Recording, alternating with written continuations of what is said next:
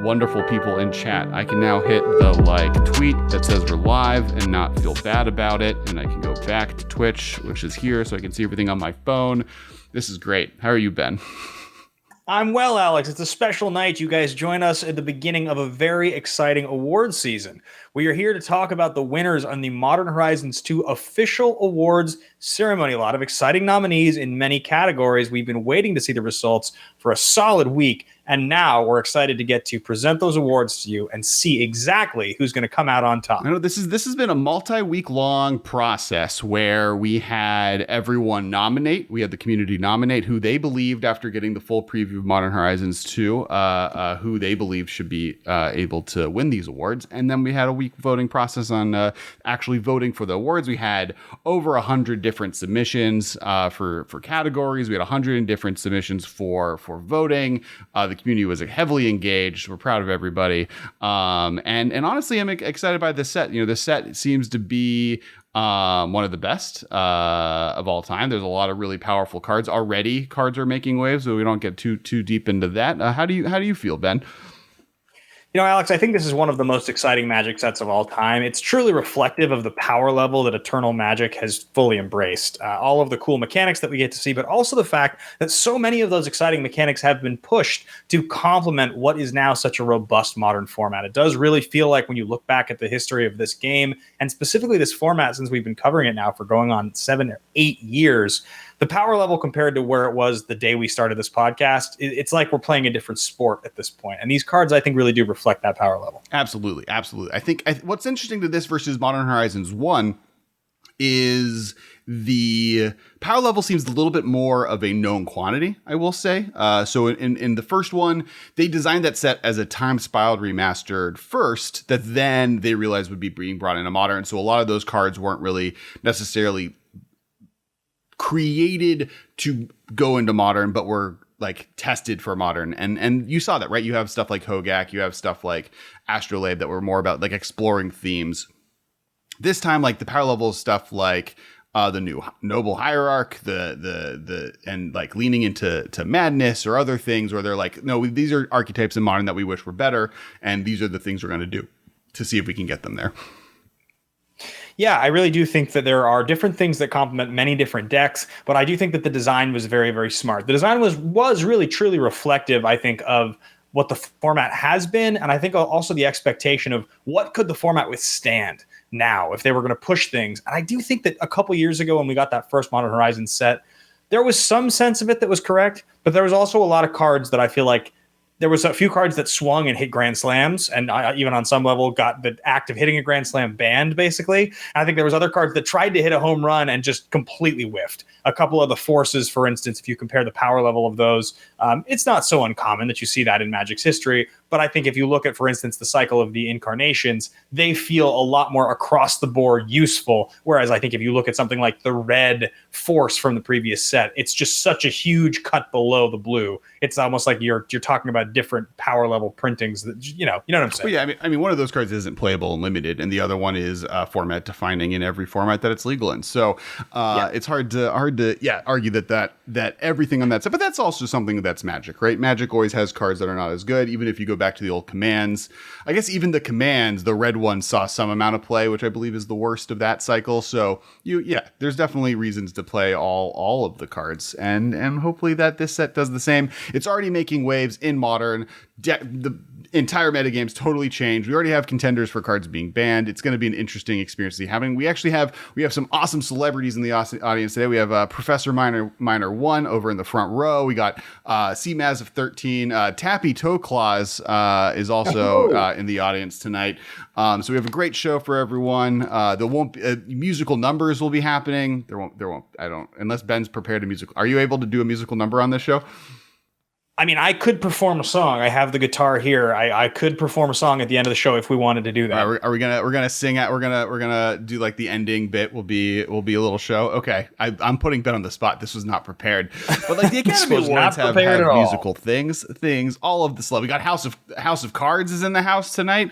Yes. Yeah, just massive amounts of hype, and like any good award show. We got good celebrities in the audience.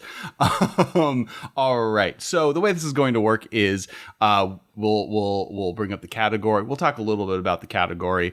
We'll then go into each of the different nominees. We're not going to break down the nominees. We just recorded, actually released this morning. Today is Tuesday. Yesterday morning, the breakdowns of each of the nominees, at least for the main color categories. So if you want to check that out, definitely go look at that on YouTube. Or that was last week for people watching this next week on the YouTube channel that you're on right now. Unless you're on Twitch, which that's happening live now, actually. We also have a bunch of new emotes, so please throw those in the chat. And then we'll open that envelope, and then we'll show the card. We'll talk about the card, and then sometimes those cards will be accepted. There's a few cards out here that we'll have actually the people winning the awards are in available in the audience, so we'll see how that goes as well. We've got a wonderful slew of guests and other exciting sketches and things prepared that you guys are going to see intercut throughout the show. Some celebrity cameos. But without further ado, Alex, I think we should probably get into the first category. All right, so this is the awards for the Best of Modern Horizons 2. The first category we'll be talking about tonight is Best Legendary Creature. These are the legends, right? These are creatures in different zones, possibly. These are creatures that can lead an army into battle and Commander, can't hang out together. Really some exciting personalities here. Creating archetypes long waited to see. Creating cards often not played by people. This is the best legendary creatures. Anything before I list off the nominees, Ben? No, I think you're doing real well here. Perfect. All right. So the nominees are Grist the Hunger Tide, Garth One Eye, Chatterfang Squirrel General, as not going to say that card all the way through once in my life, Mordekar, and Ragavan Nimble Pilferer. Now, Alex, I know in this category where I would go. I know what I would vote for, and I know what I expect to see. But what's going to happen here, I think, is something that we're all a little bit curious about. There are a few fan favorites in here, and there are some pound-for-pound powerful cards, as well as one card that nobody can properly pronounce. That's true. And luckily, we do have someone, I believe, may be accepting the award. There are two contenders. And the best legendary creature is Ragavan Nimble Pilferer. And we do have Carson Massey in the audience here to accept the award for Mr. Pilferer. This is Ragavan's first award of the night. Yes. Hello. Welcome to the audience. Everyone, give a clap for Mr. Carson accepting the award for this pirate friend. It's true. I was told to accept the award on the occasion that Ragavan won. He prepared some words for me to share with you all today, but they're illegible, so we won't worry about that. I thank you both on behalf of him for the free stuff, as I'm sure he would want me to say. Yeah, please make sure to check all of Carson's pockets for silverware and or crystal. We really don't need to pay. We have to pay that deposit back. All right. So honestly, I was surprised. I thought a more gold oriented commander would be something picked for that legendary creature spot. But obviously, this is a cute option. This character is extraordinarily powerful, one of the best red drops printed of all time, and I think really powerful in the command zone as well. I think this monkey is going to do a lot of great things. I talked very openly about this as my favorite card in the set. We are going to be playing a stream on this very channel next Monday, showing off our new commanders. I had decided to build Ragavan 2 weeks ago, so I've got a full Ragavan deck already built. I feel very strongly about it. You know, the thing you mentioned about one of the best red drops ever, for the longest time, the red mythic spot in master sets was taken up by Kiki-Jiki. Wizards struggled to find a really exciting red mythic rare to put in that slot in the masters level sets. Makes you wonder, is this card going to be so good and so sought after this is going to become that slot in many reprint master sets to come? I kind of think so. I mean, as one of the mythics, I believe it is the most expensive non-specialized card in the set. So he's stolen a lot of gold, a lot of treasure, and so he's holding his status. Carson, and a lot of hearts, and if I may say, and so. A lot of hearts. And Carson, what are you most excited to see with your little monkey friend? My monkey friend. Yes. I am just excited to see all the piles and piles of treasure that he's able to amass. Ben, make my boy proud. Oh, you're gonna love this one. You're gonna really love this deck. I'm doing some clever stuff. All right. Looking forward to it. Now I hear the music playing Carson off. Sorry, Carson, we're gonna have to kick you off the stage now. We'll talk to you. Have fun in the audience. Harsh but fair. Make sure not to steal any of that silverware. We now go to our first. I will make no commercial break. promises. You wonder what's the brand? Who's going to get the first commercial slot? What are they advertising? How much money did they spend on the slot? So tonight is sponsored by TCG Player. If you use a code linked below, then as you shop in TCG Player, they help us out. So it doesn't cost you anything. You don't have to put a code or anything. You just have to click on that, and you will get that that will help us, helps the podcast, helps the stream. It's super appreciated. Also, shout out to all of our subs on Twitch and all of our patrons. You also are the reason that this show happens. Now, back to our scheduled programming. Welcome to this show. The next category is the best EDH in the 99 card. So this could be a legendary creature. It could not be. This is a card that you would hang out in your 99 deck. Doesn't necessarily have to be a commander, and would just be a powerful commander card. This is a category that a lot of powerful things are available, and we have 4 cards nominated. The nominees are Solitude, Dam, Sword of Hearth and Home, and Dwathi Voidwalker. Four heavy hitters. Dam currently considered one to be the best board wipe ever printed. Sword and Hearth and Home, extraordinarily powerful artifact, goes in a lot of decks. Dwathi Voidwalker, my personal favorite, seeing that it was our preview card. And Solitude, Swords of Plowshare is now a modern. I think this is a pretty competitive category to me. I know what I would choose, but I also think that we're gonna get a lot of, like, in the categories that are pulling from other places. I think black as a nomination, as a color, has come up very far ahead. So I think black has a lot of space up and moving up in the world. But we do have 2 white cards in the sense of Overload from Dam and Solitude. And even if you want to talk about half of the home half of Hearth and Home. Right. Yeah, no, it's true. I mean, there is a lot of interesting stuff there, interplay with the different colors. So what do you kind of know where you think this is going to go? I feel, I know which of these cards I'm going to be playing the most in Commander. I believe that, like, as a person who likes good removal spells in white, or just the ability to eat stuff that my opponents are playing in black, I think both Solitude and Dwathi Voidwalker are personally my favorites. But we're gonna see. And the best EDH 99 card goes to Sword of Hearth and Home. Interesting. Yes. Interesting win. This is a card that is going to see probably significant play. There we go. Significant play kind of across the board. The ability to blink and putting a land into play untapped is pretty significant in Commander, and just the swords have seen play a long time. This is maybe top 3 of those swords in general. I don't think it's better than necessarily Sword and Fire and Ice and Sword and Feast and Famine, but I think it's right up there. It's doing some pretty great stuff. I think when you talk about in the 99, that's where this really shines and stands out. I think in a way that it's hard for a card like Fire and Ice to stand up quite as well. I think this is a really strong option. And one, the protections are also interesting in terms of the colors, as you mentioned a second ago. But the fact that this is a colorless card that does not have any mana symbols and fits into any deck is especially powerful, and I think especially good. Yeah, I think that really benefited. Originally, this category, when the nominations were provided, was split into 2 categories, both CDH and regular Commander. Due to just the variety of what Commander is, those categories got smushed together, and I do think that Sword of Hearth and Home ended up being just appreciated from all angles, right? It's colorless, as you said. It can go in any deck. Getting that land in the play untapped is pretty underrated, and blinking a creature is obviously very powerful. As a Restoration Angel stan myself, I'm pretty excited.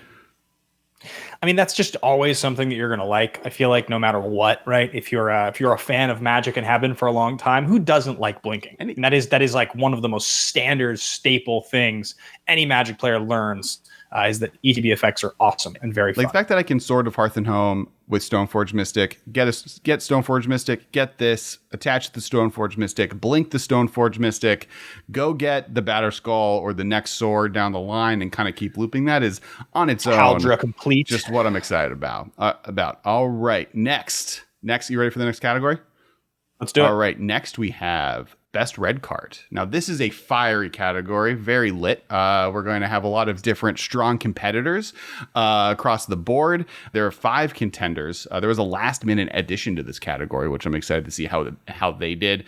I also think this one has a chance of changing in the future, but we're dealing with the present, and I'm excited to see what the nominees are. And so the nominations are Ragavan, Nimble Pilferer, Imperial Recruiter, Goblin Bombardment, Blazing Rootwalla, and Dragon's Rage Channeler. Okay, so I feel like I have a pretty clear sense of where this is going to go, or at least where it's not going to go. And it's a very, very strong category. There's a lot of heat coming off the category, I got to say.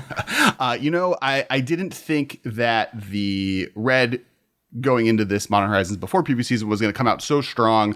2 of these cards are reprints. A third one of these cards is a color shift away from green. So a lot of legacy behind this effect. I was probably most excited walking in with Imperial Recruiter. I have seen insane plays off of the back of Dragon's Rage Channeler in the recent weeks. The fact that it allows you to bin so many cards on turn 2, even getting multiple Phoenixes into the graveyard is just like massive place, and I'm excited to see what it does in the future. We've already discussed Ragavan and his ability to just earn a lot of value very early in the game, and then Blazing Rootwalla being able to just be discarded for free and putting a creature into play, basically for free into play is always something to look at. Free cards are something that I'm always wary of. Yeah, I do think that Dragon's Rage Channeler, we talked pretty much at length about that card and its relationship in sort of a Delver style deck and how much better you think it is than Delver. So it'll be curious to see as we go forward if Delver becomes even more extinct than I think Delver is currently, and if this card starts to take its place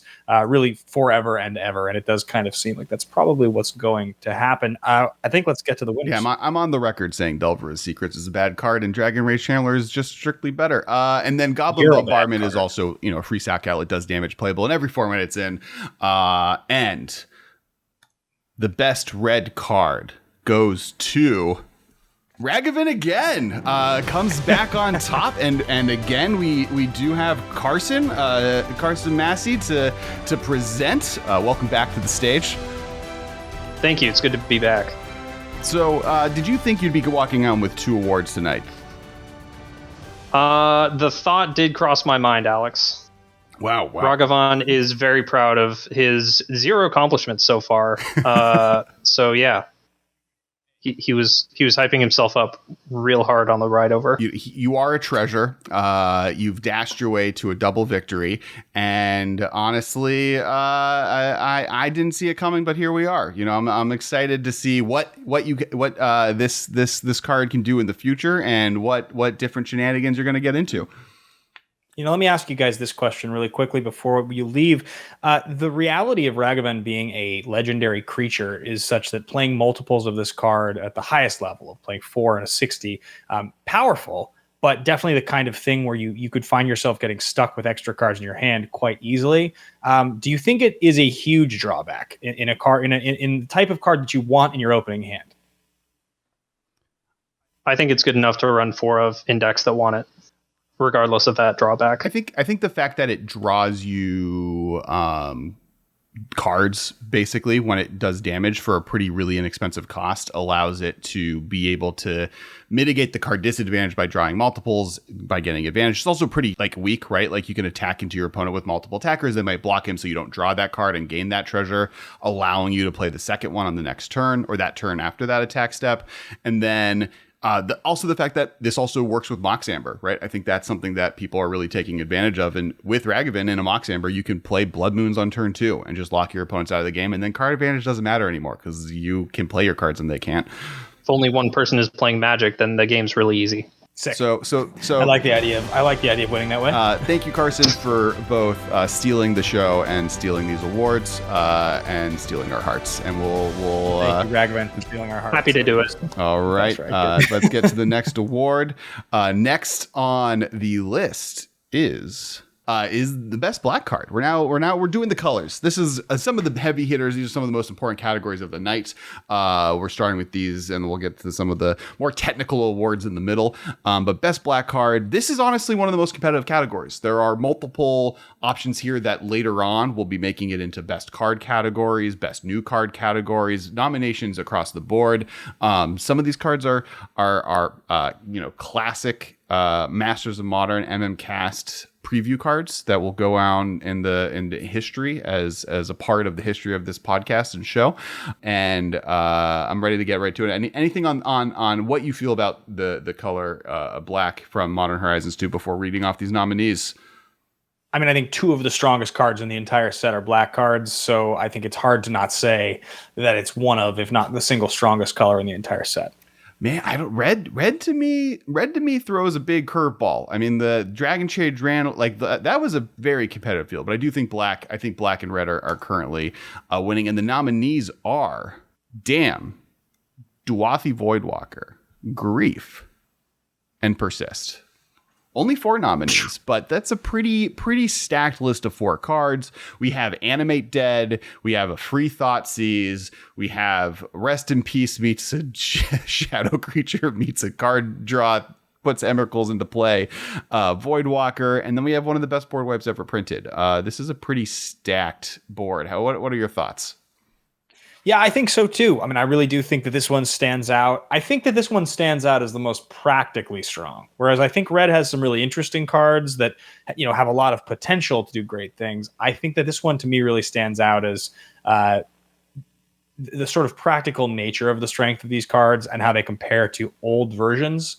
That's to me where this really stands out, because while, Bombardment's a great card as a good example.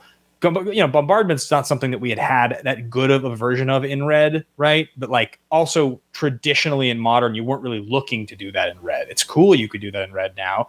You could do it with the dragon guy before, but usually stack outlets had been colorless or black. The fact that you're just basically getting Damn is essentially just a removal spell that then doubles as a board wipe. We already had both of those in black. Now you have this version of it.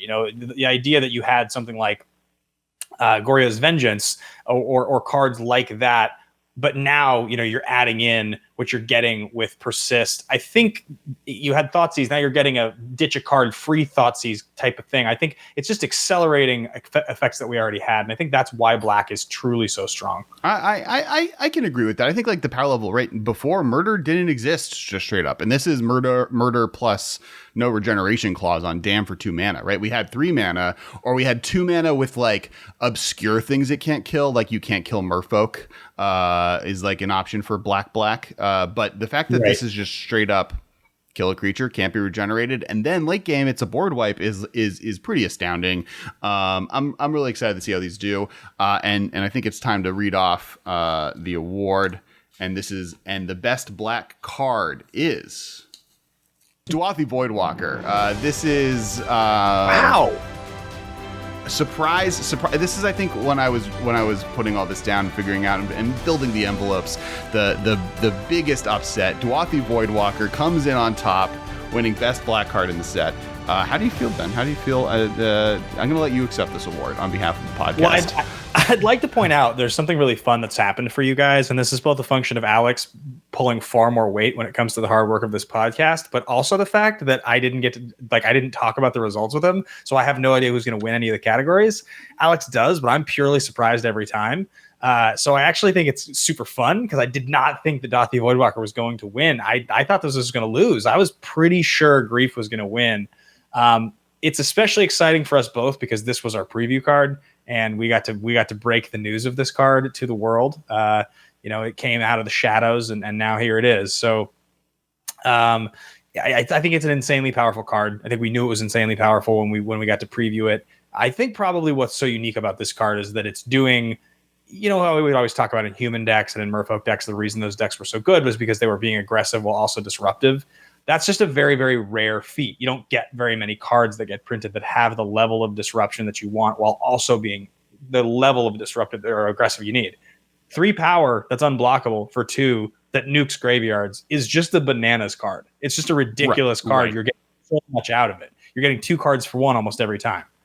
And then add the fact that the third ability is like icing on the cake, where if you're able to get something really powerful out of your opponent, that's, a free 3-drop even, or 4-drop is just so above and beyond what you'd expect. This card does a lot of things. I think part of this is that out of the gates, Grief has also seen a little bit less play than people expected since launch. I think when it was first previewed, everyone thought it was insane, but realizing that like unless you're really ephemerating it, the value you get out of it is a little bit behind because you're going 2 down for 1 Thoughtseize off of the card. Like you are losing out on card advantage, and also I think like it's going to see play in the long run in more decks that are more reactive, and those decks often don't do well first out of the gate because you don't know what's good, so you don't know which answer packets you need to kind of come into the field with.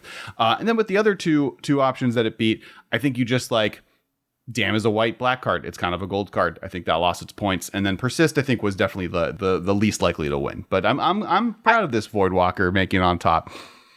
It's exciting for us. I actually think that the thing that really stands out to me, and we talked about this on last week's show, but I think the thing that really stands out to me is the fact that black-white as a color combination is already such a subpar option compared to a lot of the best ones, that if you compare, let's just take Supreme Verdict as a great example of one of the most played board wipes in Modern's history, that's a multicolor board wipe, it only requires you to have a single blue. So you can still lean heavily no matter which version of the deck you're playing that in, whether it's in the Jeskai version, if it's in the blue-white version, you can still lean heavily into knowing you have to hit double white. Having to be able to hit double white or double black to play this card, or double white and double black to overload this card, I think does actually reduce its effectiveness more than people maybe anticipated, because while you can play every color in Modern, that's getting harder and harder. Like there are a lot of things that punish you for trying to be that aggressive. Well, I think people are already trying to hit double black, right? Like you have Liliana, you have other black tribal decks where like with Damn, I think you like also if you stumble on a Dwathi Voidwalker, you don't lose. If you don't have Damn to be able to kill your opponent's threat the turn you need it to be able to kill your opponent's threat, you're now a little bit behind. And the fact that it's a sorcery hurts it as well. Yep. All right, next category. Best green card. This is we're now through the forest. We're through the swamp. We're into the forest. This is a pretty competitive category. There's definitely, I think this one had one that was coming out on top for me going into it, though I was surprised just at the power level. I think also when we were in the middle of preview season, because there's the Urborg, the green Urborg, but that's technically in the land category. People were like, oh, green. Like I was surprised there was only 4 nominations. And I think part of that is that in my head, that's a green card, but that's in the land category, which we'll get to in a second. But so I'm going to just read off these nominations. Anything you want to say about green before we go into the nominations? No. I think green's a strong color. I do think black and red are the most powerful, but I like some of the green cards. I'm excited. And the nominations for best green card are Gaia's Will, Endurance, Chatterfang Squirrel General, and Ignoble Hierarch. These are, obviously all great contenders. Some of these are references to some of the most powerful cards ever printed. Gaia's Will being the green version of Yawgmoth's Will. Noble Hierarch and Ignoble Hierarch obviously being mirror images of themselves. We have a Squirrel Commander that has infinite potential with its sacrifice ability to do the wipe the board that your opponents are playing, as well as infinite acorns, if you will, as well as making a great token commander that does a lot of really powerful things, and has other infinite options. And then Endurance, one of the best graveyard hate cards ever printed, as well as a decent beater and threat with flash in green as well. So hello, Mishotem. More famous people in the audience. So what are your thoughts on our green nominees before we get to reading the award? I think some of them are a little bit more trap than others. I think that probably, if we're being honest, the Endurance is very, very good. It's exactly what you would want it to be. I think that probably the decks that are going to want a free spell like that are maybe a little less interested in the creature half of it. It feels like there's a lot of things that you could be doing that are not playing a creature that gets you kind of an effect like you want. That's pretty efficient. On the other hand, the fact that it is a great sized body, I think we've talked about that before. It's one of the things that's my favorite about that card. To me, there's really only one option here, and I think it's pretty clear what it's going to be. I also think that Gaia's Will have its day in the sun. I think it's a card that is very cool, and I think will be used in the correct decks in a very cool way, but there is just an obvious choice here. Interesting. So I think if I were to pick the most overrated, it would be Gaia's Will on this list. I've like the people's response to it. I think like Suspend 4 is a real cost, and the kinds of decks that want to cheat Suspend are not necessarily the kinds of decks that want to be Yawgmoth's willing, right? Versus Endurance, which I think will be a role player in the format forever. And I've actually been very surprised. There's some cool lists out there, both taking advantage of just regular tokens, but also even the artifact tokens and Chatterfang and doing some broken stuff. So I think Chatterfang is actually going to see a little bit more play than you think. And then obviously Ignoble Hierarch is hanging out there being kind of a mediocre card. I don't know how it made on this list. And the best green card is Ignoble Hierarch. Surprising everyone.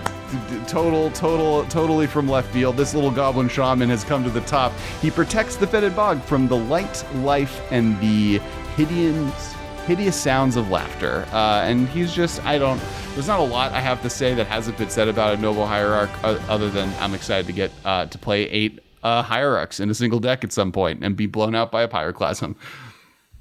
It does make me wonder, like, because of the fact that we already had Noble Hierarch and because it was already so played, and because of the fact that Ignoble Hierarch doesn't add as much as, say, like a Deathrite Shaman, for instance, which is obviously one of the most powerful cards ever printed. It doesn't differentiate as much. It does make me wonder is Ignoble Hierarch being slightly overrated? It's being talked about as one of the 2 or 3 best cards in the set. Or do you think it's just as good as advertised because your ability to play 4 of each is just that good? I think that it's already seeing play. I think it's as good as people think it's going to be. I think that there are a lot of decks that instead of Birds of Paradise, they wanted just more exalted triggers to be available that this is going to be important for. I think also just the colors matter, right? Like I've now seen green, black, and Feck lists, and they previously really weren't able to do that because Noble Hierarch didn't really get you the colors that were not blue. I've seen it in classic Jund lists. Like I think that it's just such a powerful effect. And going into different colors opens up the options of decks that we'd be playing in Noble Hierarch, and it's a Goblin and a Shaman, which may one day be relevant, but isn't right now. So I think this card is more truth than myth. Very good. All right, very good indeed. Next category, best blue card. This one was a little bit of a flatter. I mean, there's definitely some contenders here already seeing a lot of play. There are cards that didn't make it onto the list that I think people were really hoping that would. It is a 5. There are 5 nominees, and I think it's best just to before we get into Ben, anything before we read the nominees off.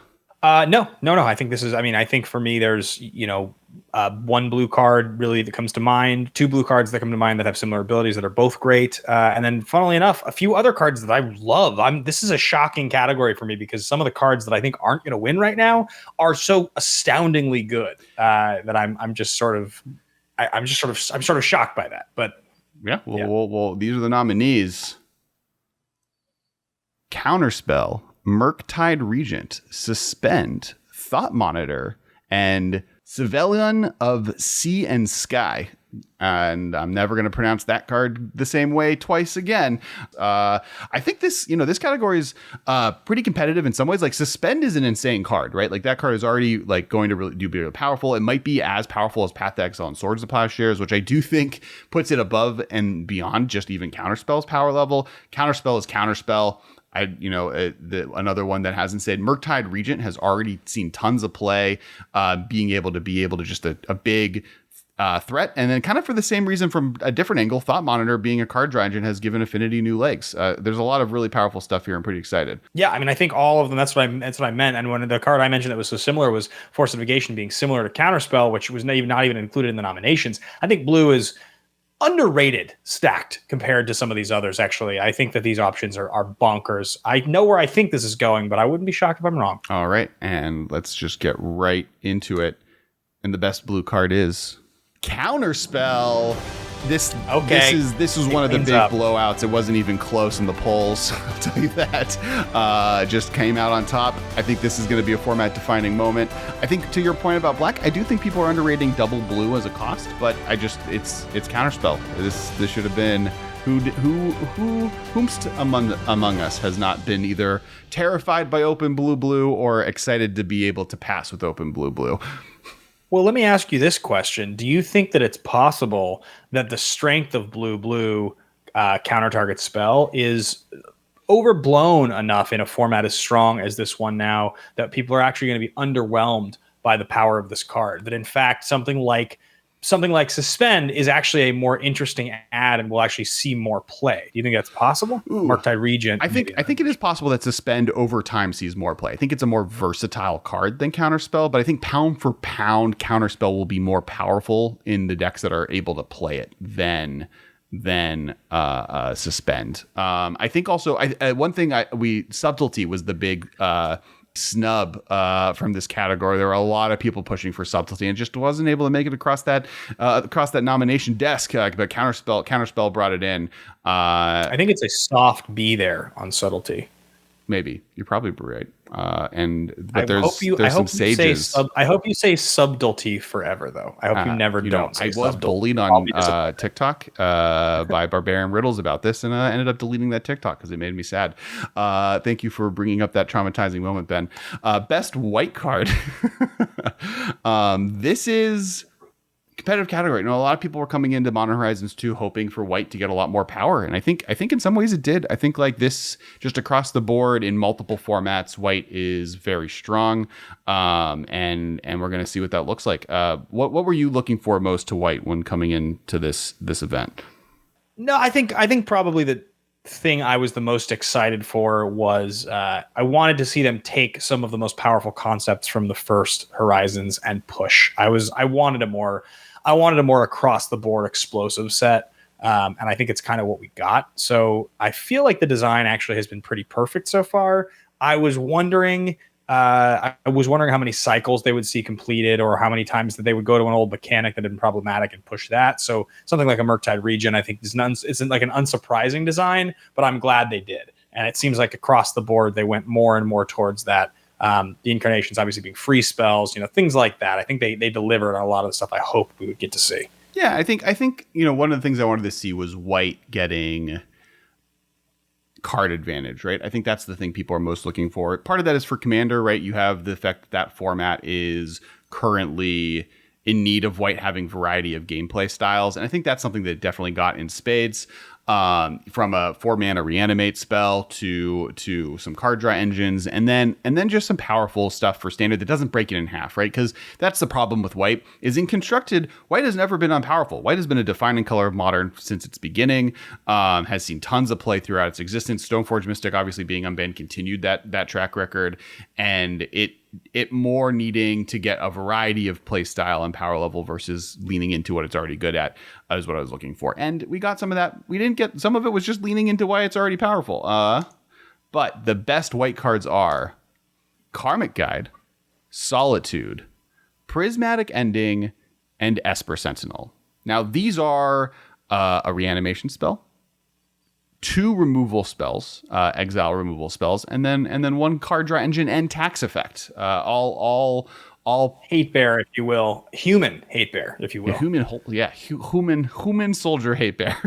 Human soldier hate bear. And I mean, personally, I'm most excited by Karmic Guide of these 4 to see play. It's a 5-mana spell, which does put it a little bit over the top, but the ability for it to just be such a good reanimator engine is something I'm really excited by. Prismatic Ending very early on was kind of pointed out as like one of the more powerful cards. It's interesting enough. It's kind of like a preview card we did. It's like the 1-mana exile a 1-drop.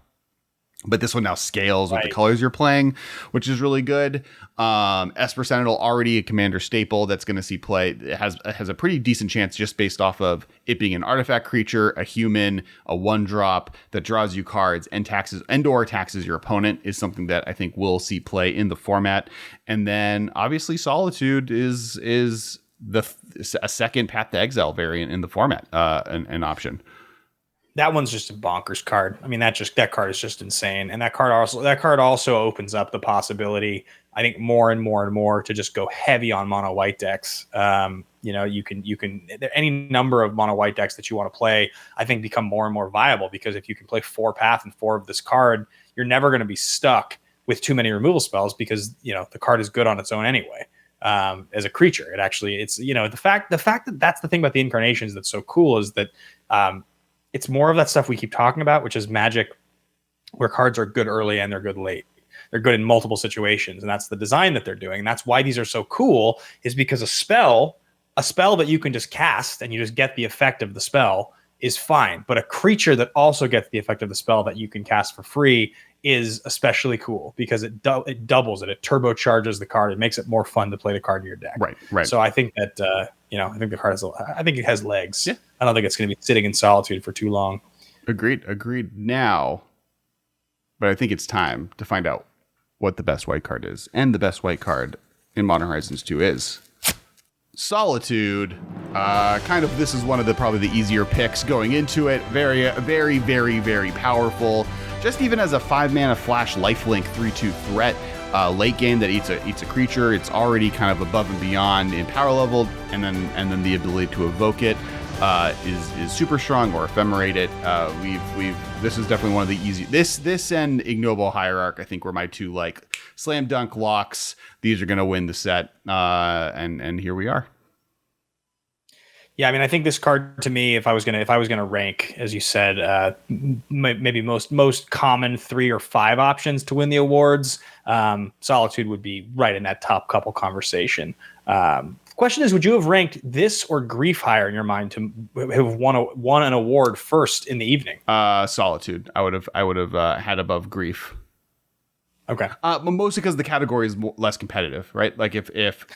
Mostly because I saw the results and you didn't, so I actually I watched them as they were voting. I think walking into once I had the nominations, Solitude was just so above and beyond. Also, just in the nomination process, highly picked, where Voidwalker and Grief were very competitive from the very beginning. So it was I would have been more worried to bet money on the former than the later, or the later than the former. Whatever. Who knows? All right. Now, we are going next to Best Gold Card. This is another competitive category.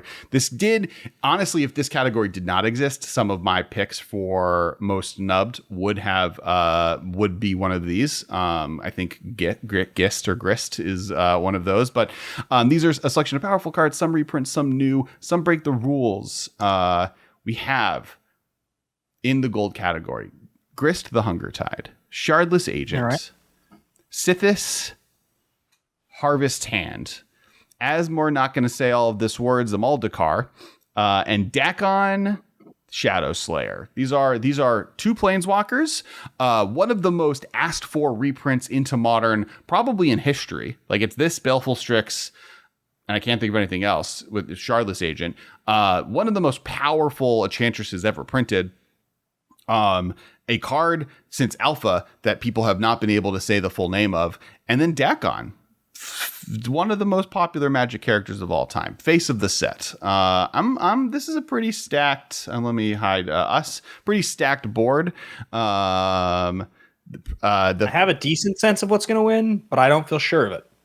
Okay. This was another upset. I would say there are 4 categories that were big upsets to me, and this to me was one of them. But obviously it's an honor to be nominated for these candidates. Grist breaks the game in some ways. It changes the rules of how a planeswalker works outside of play. So cards that reference creatures from a collected company to a reanimation effect can get Grist into play, which is obviously really cool. Shardless Agent already working up a storm, already creating decks, bringing back the Cascade format as we know it. Sithis, allowing Enchantress. This was the card that I began building and may be still building for next week's Commander stream. As Asmore is seeing a ton of play already. A powerful 3/3 for 1 mana. What card are you saying? Let's see. It is. Here, someone brought I'm not the sure I know what card you're referring Asmoran to. Namor Dekai Dakar. Did my best. She is already seeing play.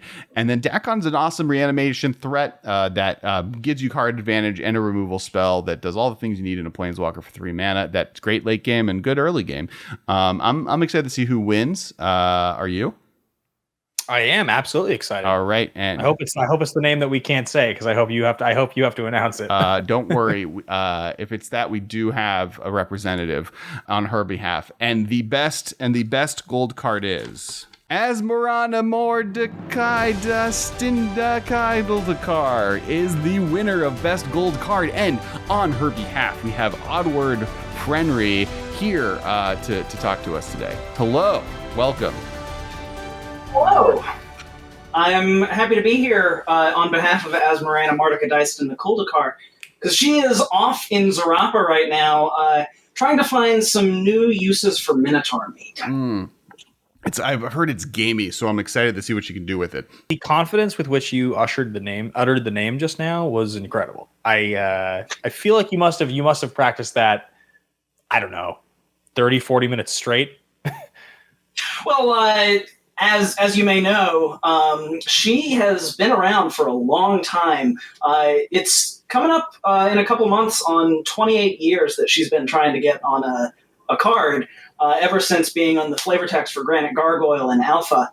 And then a couple more flavor texts, and then a short story as well since then. But it's been a long time coming. There are literally no names that have been in the game of Magic as long as she has, nor any names in Magic that are as long as her name is. It's an impressive feat on both ends. And I'm excited to see her play in Modern, right? She's taking advantage of the madness archetype in general. This is a place where Vengevines hang out, and any place a Vengevine hangs out is a place that I want to hang out. So I'm honestly excited to see what she does. Plus the food tribal capabilities. Her cookbook is also seeing play in many a format. So I'm excited. I'm excited to take advantage of this. Almost partners with the one. This is so I had one prediction that there could be partners with cards in Modern Horizons 2, and this would have been it. It almost made it through, but they just read out the words instead of bringing the mechanic back because they wanted to assuage. That's not the right word.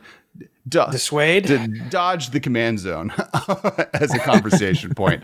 But yeah, what are your oddsy? What are you most excited by to see Asmoran? I'm not going to say all of this and have her see play in what formats. Well, obviously, Commander's going to be fun. Getting all sorts of stuff with madness and other things that discard. And I really like that the cookbook is just 1 mana. I feel like if I had not seen the cookbook and you just showed me her card, I would have expected that it would be an artifact that cost more. But being just 1 mana, it can come out early, and you can do some really interesting things with it. 6 damage is a hefty amount for a creature to deal to itself. And you can get that pretty early on in the game. Yep. I mean, it and it's like a weird removal spell. Sometimes you just wreck things if they have Death Touch. You're able to kill them as well. I think there's a lot of cool things you can do. And yeah, the cookbook, the ability for it to be. It has a lot of Witch's Ovens feelings. And I think actually right now there's a lot of decks that are they're like artifact token tribal playing Asmoran, Mordecai, the Kalakar, and the cat, Witch's Oven, and the cookbook all together in like a food tribal sacrifice discard madness engine. And I'm excited to see those decks and see what they do in the format. All right, Ben, anything else before the music starts playing to go to the next category? Play off Asmarana. Yes. No, that's all right. That's it. That's thank you, Albert. We'll see you if Asmoran Mordecai Dustin Kaldakar wins any more awards. I'm gonna get it maybe one time in my life. You were close that time. All right, the next category that we'll be going over is land cards. And this is a spicy category. There's one big favorite that's come out kind of out of the gates running, though there are some classic, very powerful cards. Obviously, there's the elephant in the room. Currently, one of the most nominated cards from the set across the board, and that is Urza Saga. But there's some other land cards. Anything going into Modern Horizons in the land category that you were hoping for? Let's be honest. When Urza Saga was spoiled, we talked about it. It was in our text thread. We all talked through the card. We all knew it was going to be a good card. Did you have any sense it was going to be the insta-ban candidate that it already has become before the set is even being released? I'll be honest, I did not. I think that there was an inkling at the beginning, just from its enchantment. Like, the thing that I was the most afraid of is the thing that is not the problem, right? Like, I was, artifact lands were problematic. This is an enchantment land. even before knowing that if someone said, like, oh, they're going to print an enchantment land, I'm like, oh, that has the potential to be a problematic card regardless of the rest of the words on it. Fascinating enough, that's currently not the thing that's breaking it. It's other abilities to tutor for things and create artifacts and just the power level of the card itself. But the other cards that we have nominated tonight are Riptide Laboratory, Yavimaya, Cradle of Growth, and Cabal Coffers. Honestly, all 4 very powerful cards. Riptide Laboratory being able to lock opponents out with Avencer or Spellstutter Sprite. Urza's Saga being one of the most powerful cards of the set. Yavimaya, Cradle of Growth, extraordinarily powerful card. Harks back to Urborg, Tomb of Yawgmoth, and a lot of really powerful abilities there. And then Cabal Coffer is one of the most powerful lands ever printed ever. Like, if you were to make a top 100 list, this would be towards probably the top 20 non-mana producing lands without really thinking too hard about it. So this is a very competitive category, or it would have been if we didn't end up having one of the most powerful cards in the set in it. But anything else on this category in general before reading the winner, Ben? I do wonder on that note that you bring up there. I wonder, because we've talked about doing series like that before, most powerful Magic cards of all time.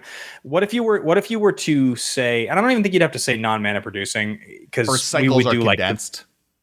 Cycles are condensed. You'd have fetches, you'd have shocks, you'd have all the different lands. And even like the Horizon lands would just be even though it's not an even cycle, you would just consider it a cycle.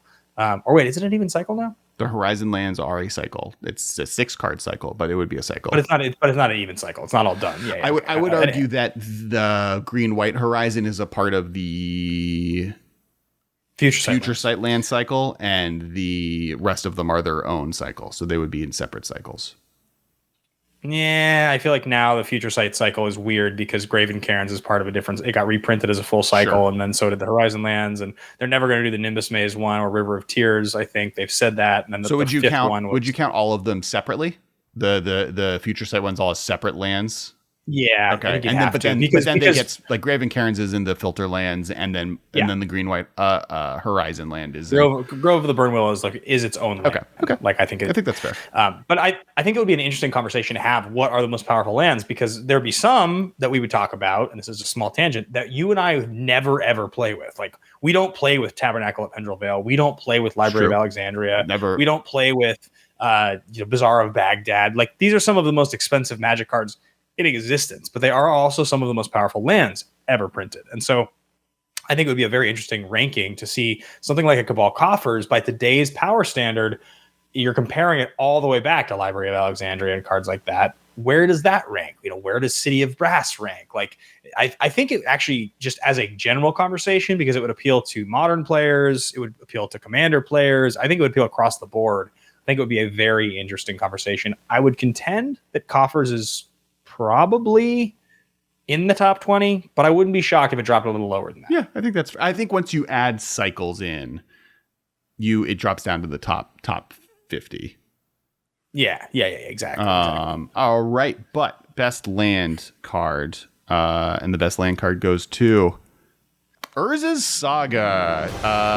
It wouldn't work, but did we all know that there would be someone accepting the award for Urza himself on the stream tonight? Because I don't know if we all did, and that would be as long as the fact that her thing is, oh no, she's here, she's unmuted, and that is maybe Tappy Toe Claus. Hello and welcome emissary of Urza to the award Happy. show. Congratulations. Thank you.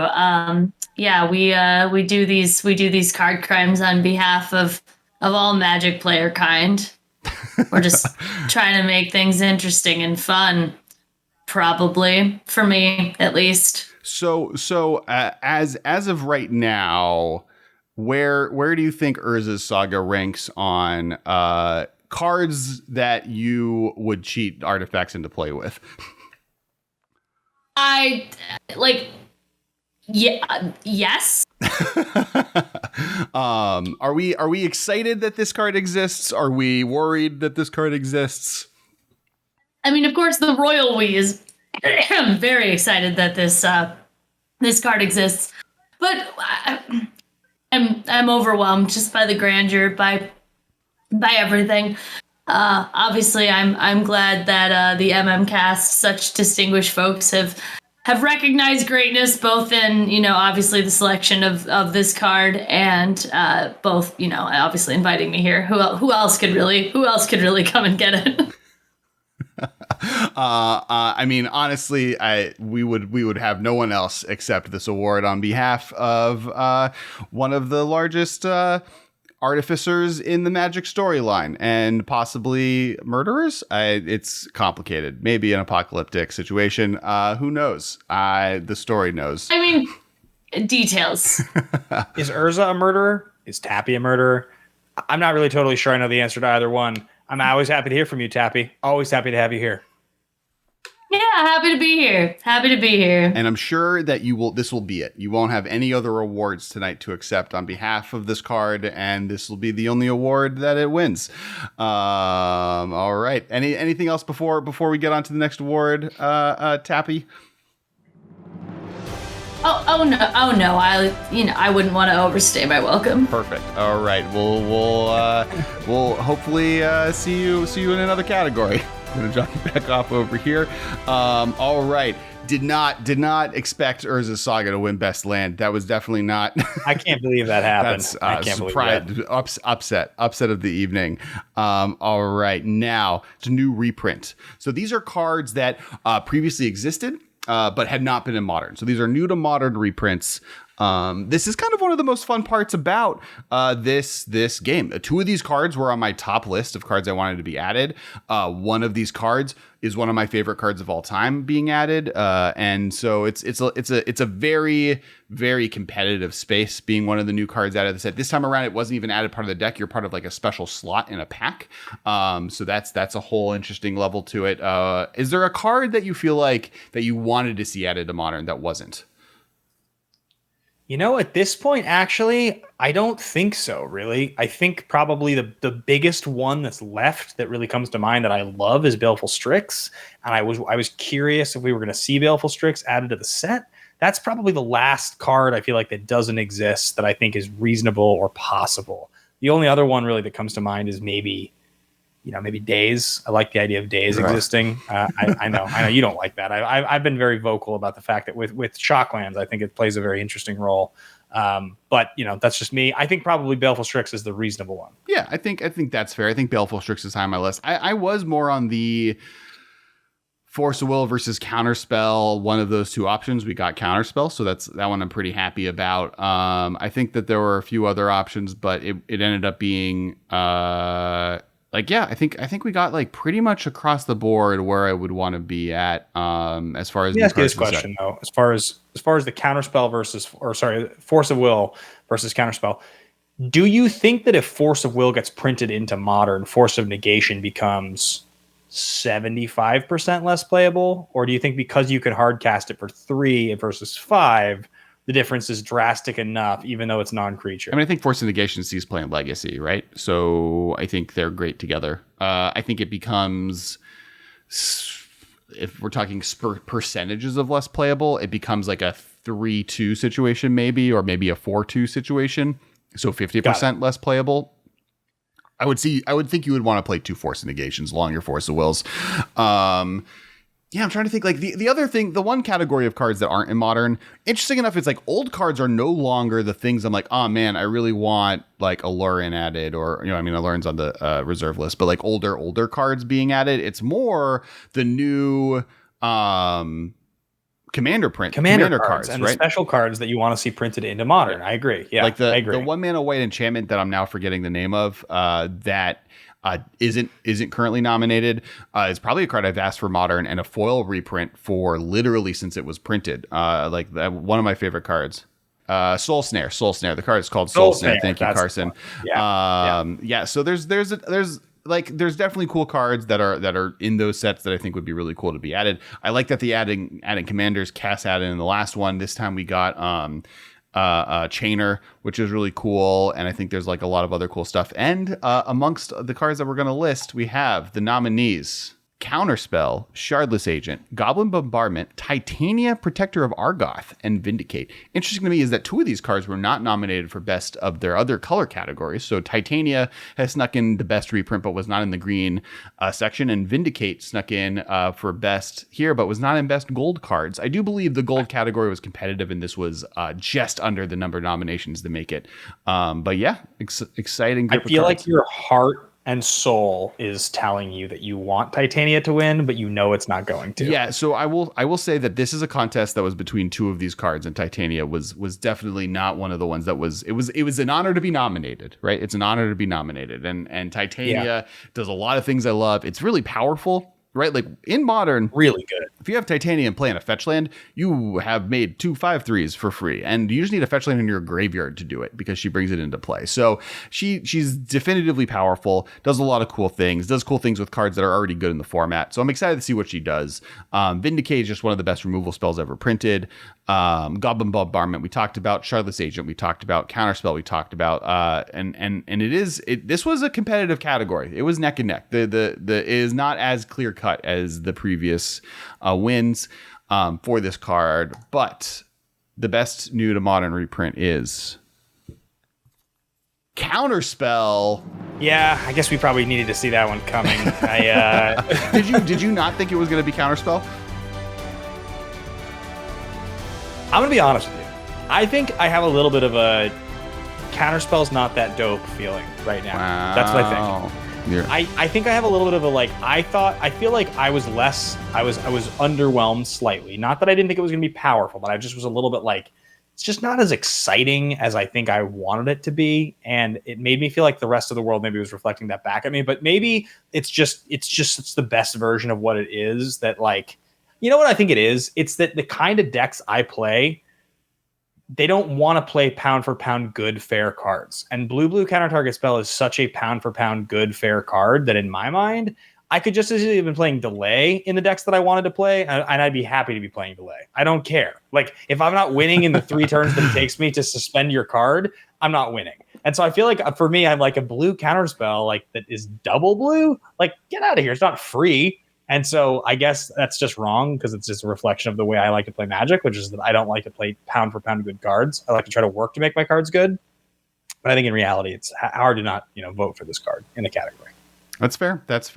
To me, it is emblematic of Magic. We already talked how I think it's the most iconic card of all time in a previous episode. Not all of all time, the iconic blue card of all time. I think just the art for the new one is gorgeous. I'm excited to play with all the different cool artwork I have for Counterspell. I think that it is just an iconic card. It belongs in Modern amongst Lightning Bolt, right? This is a card that I compare to Lightning Bolt. Lightning Bolt is such a defining feature to Modern. I think Counterspell deserves to be right alongside of it. Yeah.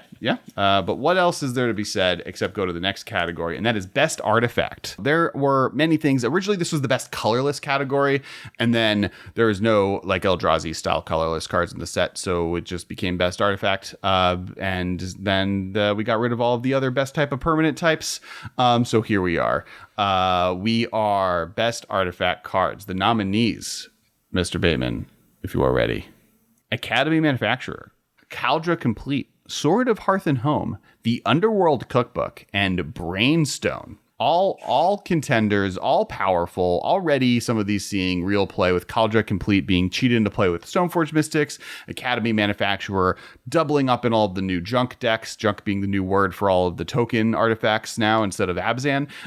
We got Brainstone already seeing play, being able to do Brainstorm-esque shenanigans.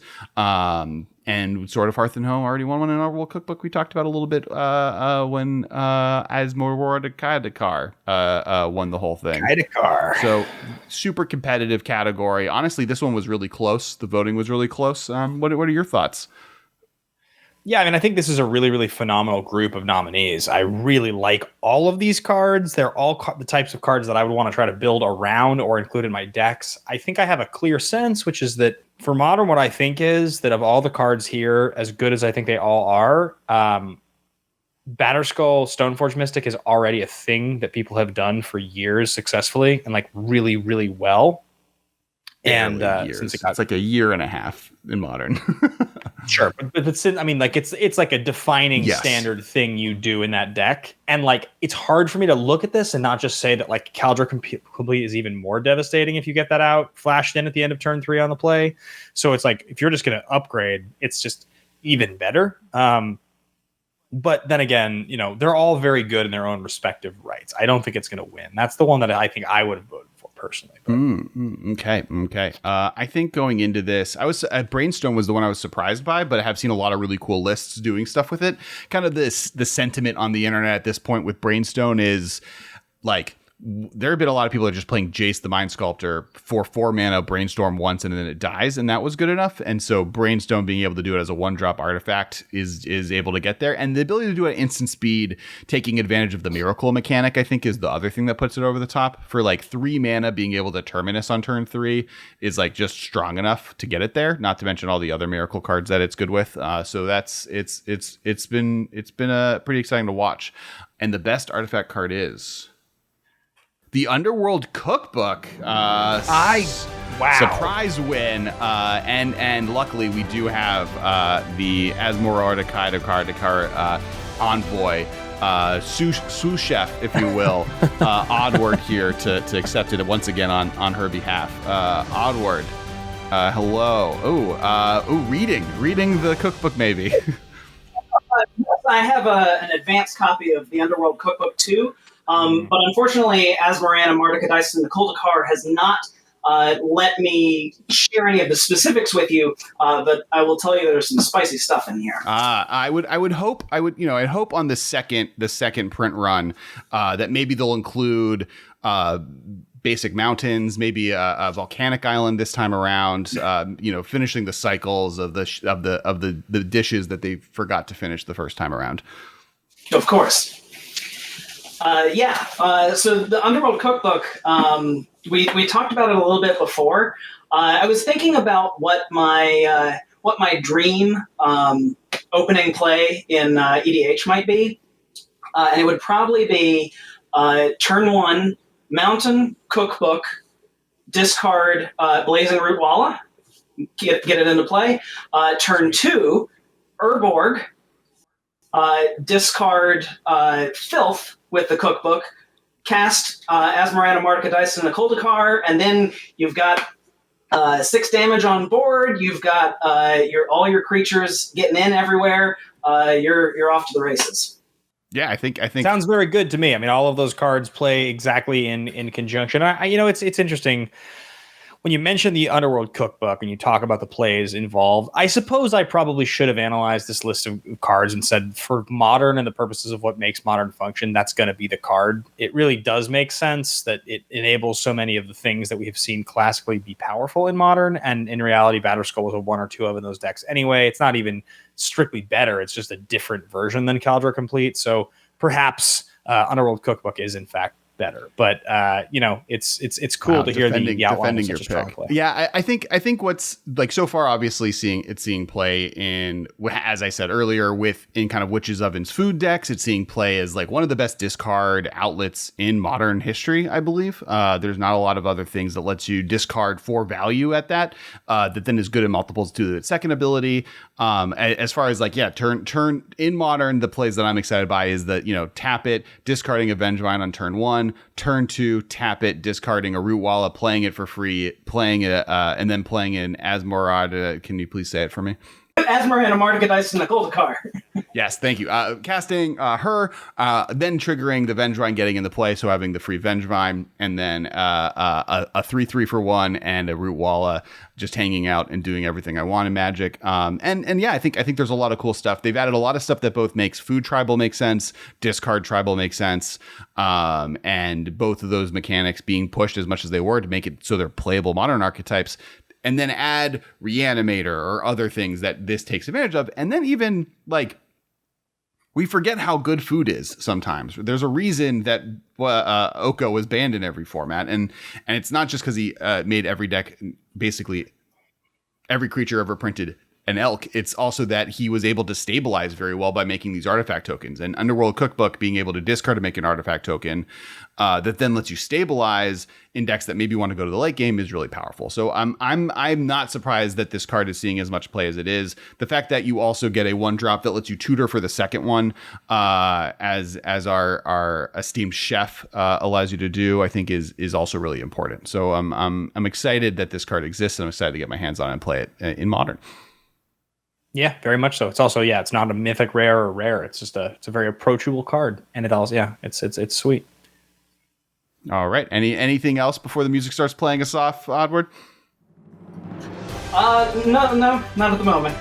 All right, perfect. We're now going to go to the next category, and that category is we're now in the technical world. We're in funniest card. This is the comedy category. This is where all the jokesters live. This is where card references happen, witty puns, extremely long names, squirrels. This is where squirrels hang out. Where you thought? I guess that's a question, because Ben, you're classically more on the side of like the hardcore. I want my game to be cool. And so I feel like the comedy side of Magic might not really vibe with you. So I wonder where have you fallen on the Modern Horizons to not just squirrels, but like it's a little bit more jokey than maybe Magic would have been in the past. I think I have a couple different places with it. I think like something like Asmarana Tanica Banana that I thought I had it and then I just kind of went off the rails there. I think when it comes to a card like that, the power level of the card's so high that it's okay for me to be like, this is weird but cool. I think when it comes to stuff like more Squirrel Tribal, which is like fun and sort of funny, I also remember Squirrel Nest. Like I remember playing with that card from way back when. I like, and I don't know, for some reason I'm like more sympathetic to it. Like it seems kind of cool. I haven't actually found that there's been a lot of jokes in Horizons 2 that have stood out to me where I'm like, this is dumb. Because the thing is, here's the thing. I don't mind jokey cards if the cards themselves function like normal Magic cards and are legal Magic cards. They still fit into the ever-growing puzzle, which is combined cards in 1v1 sanctioned formats. I think where the jokey stuff has never I don't want to stand up and dance as part of my Magic game. I'm not really interested in breaking the rules of Magic and picking up another deck that nobody saw coming because I have some fancy card that doesn't make any sense. It's no shade to the people that enjoy that, because there's lots of games and it's cool that Magic can cater to that part of your interest as a game, that the unsets do exist. For me, it's the same reason that I'm very good at the normal mechanics of Magic. I've been good at them for most of my life. I love Magic. So if we sit down and we play a game and I have a powerful deck, I'll know how to defeat you. Or in these days, learn how to play within sort of a commander game. Right. But if you're like, hey, play with these rules that don't exist, then I feel like I'm coming into something where I'm no longer an expert. And that's the same reason that I struggle when you're like, play this new game I just got. It's like, well, I've never played that game. I don't know how to play that game. I don't feel I have any expertise. So it's it's harder for me to approach it. It's not that it's not fun. It's that my interest doesn't spike. And so I think when it comes to the joke cards, it's the same as anything else. The flavor stuff in Magic has never really spoken to me, but that's not positive or negative. I won't turn my nose up at a card if it has a funny name, if it does a cool thing. Fair. Well, let's get into the nominees then. The nominees are Dermo Taxi, Ignoble Hierarch, Asmoron Mordecai Galdakar, Chitter Splitter, and Late to Dinner. Now, Dermotaxi, I think, speaks for itself. It's a taxidermy, but reversed onto a vehicle. Ignoble Hierarch being a joke on Noble Hierarch. Asbordoricatocol, as you mentioned, is just the fact that I'm never going to say that name correctly ever in my life, and it's going to be a tournament staple, ruining my life forever. Chitter Splitter is a squirrel feeding tokens into a machine that turns them into acorns that tracks other squirrel tokens to feed into the machine. And then Late to Dinner, which is a pun among the fact that the elephant is late, both literally, as in didn't get to dinner on time, and figuratively in the sense that he is passed. He's passed. And makes a food token because they're at dinner. So just a great selection of joke cards. We do have a possibility of multiple guests coming in that are in the audience tonight to accept their awards on behalf of these cards. But any favorites? What's for you? What do you think is the funnier side of this? I mean, I'm a fan of Dermotaxi. I like Dermotaxi. I think that's a fun one. But I actually think probably Chitter Spitter, just because the vibe of the squirrel, the vibe behind it, I think is probably my favorite of them. I think I'd say Chitter Spitter is probably the one that appeals to me the most. All right. Okay. So, and the funniest card is Dermotaxi. We got an elephant turned into a car riding down the road, and we do have back from pillaging and plundering with his monkey sidekick, Carson Massey, here to accept the award on Dermotaxi's behalf. Hello, sir, and congratulations. Thank you. I do. I took the time to take a look at these words that were prepared on my behalf before I got up on stage, after the issue with Ragavan. And these are actually legible. So if you don't mind, I'd like to take a couple moments. If you were to ask me if a monkey or a anthropomorphized elephant car would have better handwriting, I don't know if I would have gone with the mammoth, but it does have a trunk, I guess. But would you have gone with the monkey pirate? That's fair. I guess it's I'm all out of options. There's no good options, but someone's got to be the winner. And in this case, it was the mammoth. We'd like to accept this award on behalf of robot mammoths everywhere.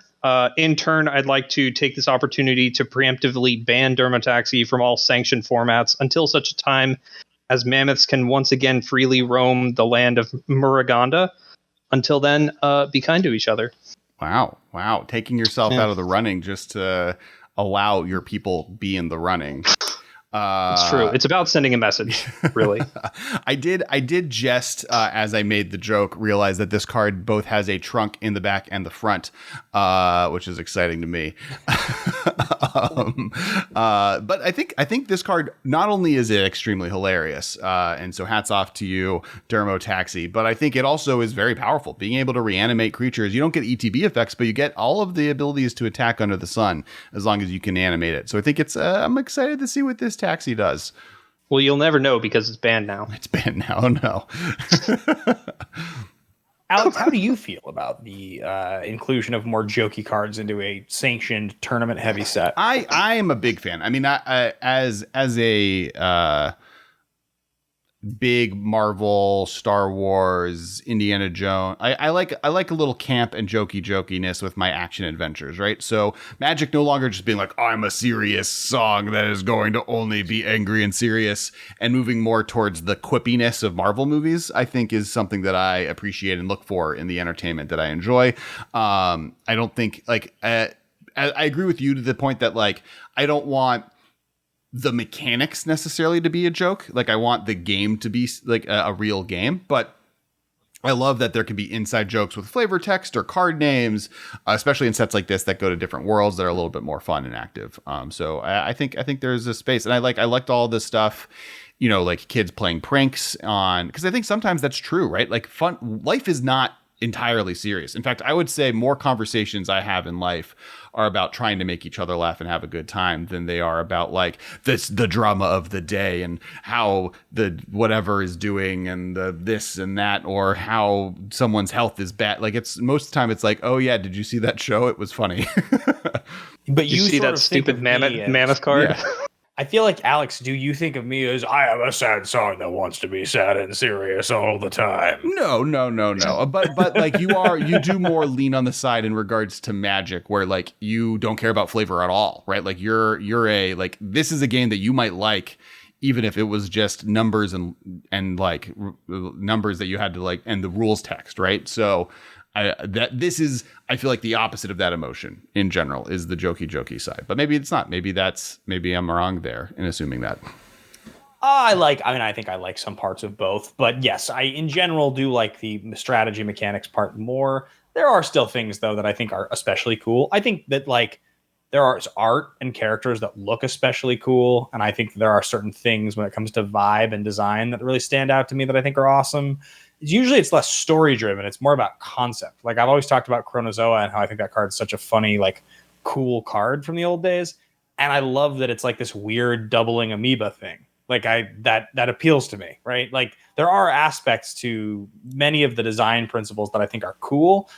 It's just that when it's rooted in like story that I have to go the extra mile to understand, that's I think where I start to lose the Vorthos side. It's like if I don't read the books or like talk to people on Twitter about that specific subject, do I miss something that would be cool for me to get otherwise? I like to be able to look at the card and say like, oh, this is quirky, or like, this is cool. This is funny. This like puts a smile on my face. You know, That's fair. All right. Thank you, Carson. We're getting played off. Anything last on behalf of Dermotaxi before you get thrown back into the green room? Nope. I have said everything they wanted me to say. So bid you good night, gentlemen. All right. And yeah, say thank you to both Ragavan and Dermotaxi for us. I will be sure to pass that along.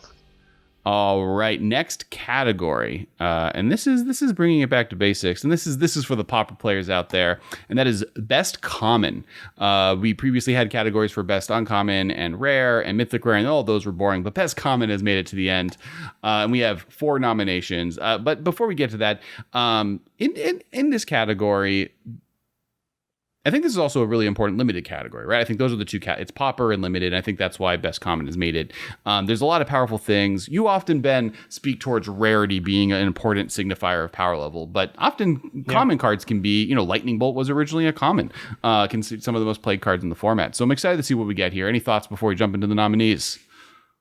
I think when you push power level in the most basic sense, when you just shift the column by a half a number or a whole number, that's usually a reflection on the comfort that Wizards of the Coast and the designers have with a card in a lower category. So in a common or an uncommon category. It tends to be that the push on something that really makes you think why it's so good will exist at a rare or a mythic rare. So I think the type of power you get at common, it tends to be something that's a little simpler. There tends to be a little bit less nuance. It's usually just the shifting of a category by half a number or a full number. So I'll be curious to see what people responded to here. Same. Agreed. All right. Now the nominees are Bone Shards, Goblin and Archomancer, Abundant Harvest, and Chatterstorm. 4 cards, all powerful. One of them, Abundant Harvest, previewed as a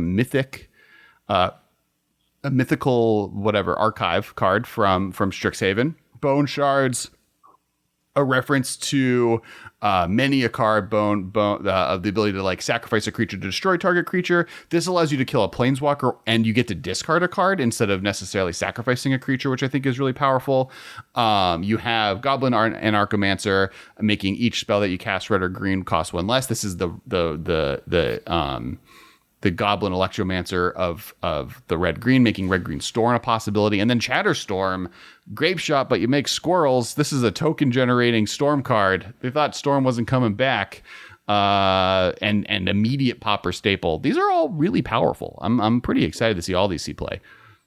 Yeah, the one that really stands out to me is it's got to be the Squirrel Storm. I mean, that's got to be I don't know that any of the rest of the cards really chart in the same way for me. There's an insanely busted mechanic printed on this card. So that mechanic has caused problems in terms of power level in the past. I got to look at this one and think, yeah, there's real potential. Well, I mean, with Abundant Harvest, you have a cantrip, right? You're guaranteed to get, if you need a land or if you need a not land, you're guaranteed to get that. You can choose between one of those two things and you're going to get it with that card, which is like kind of 40% of what most cantrips are used for is digging towards either the next piece of gas you need or making it so you hit your next land drop.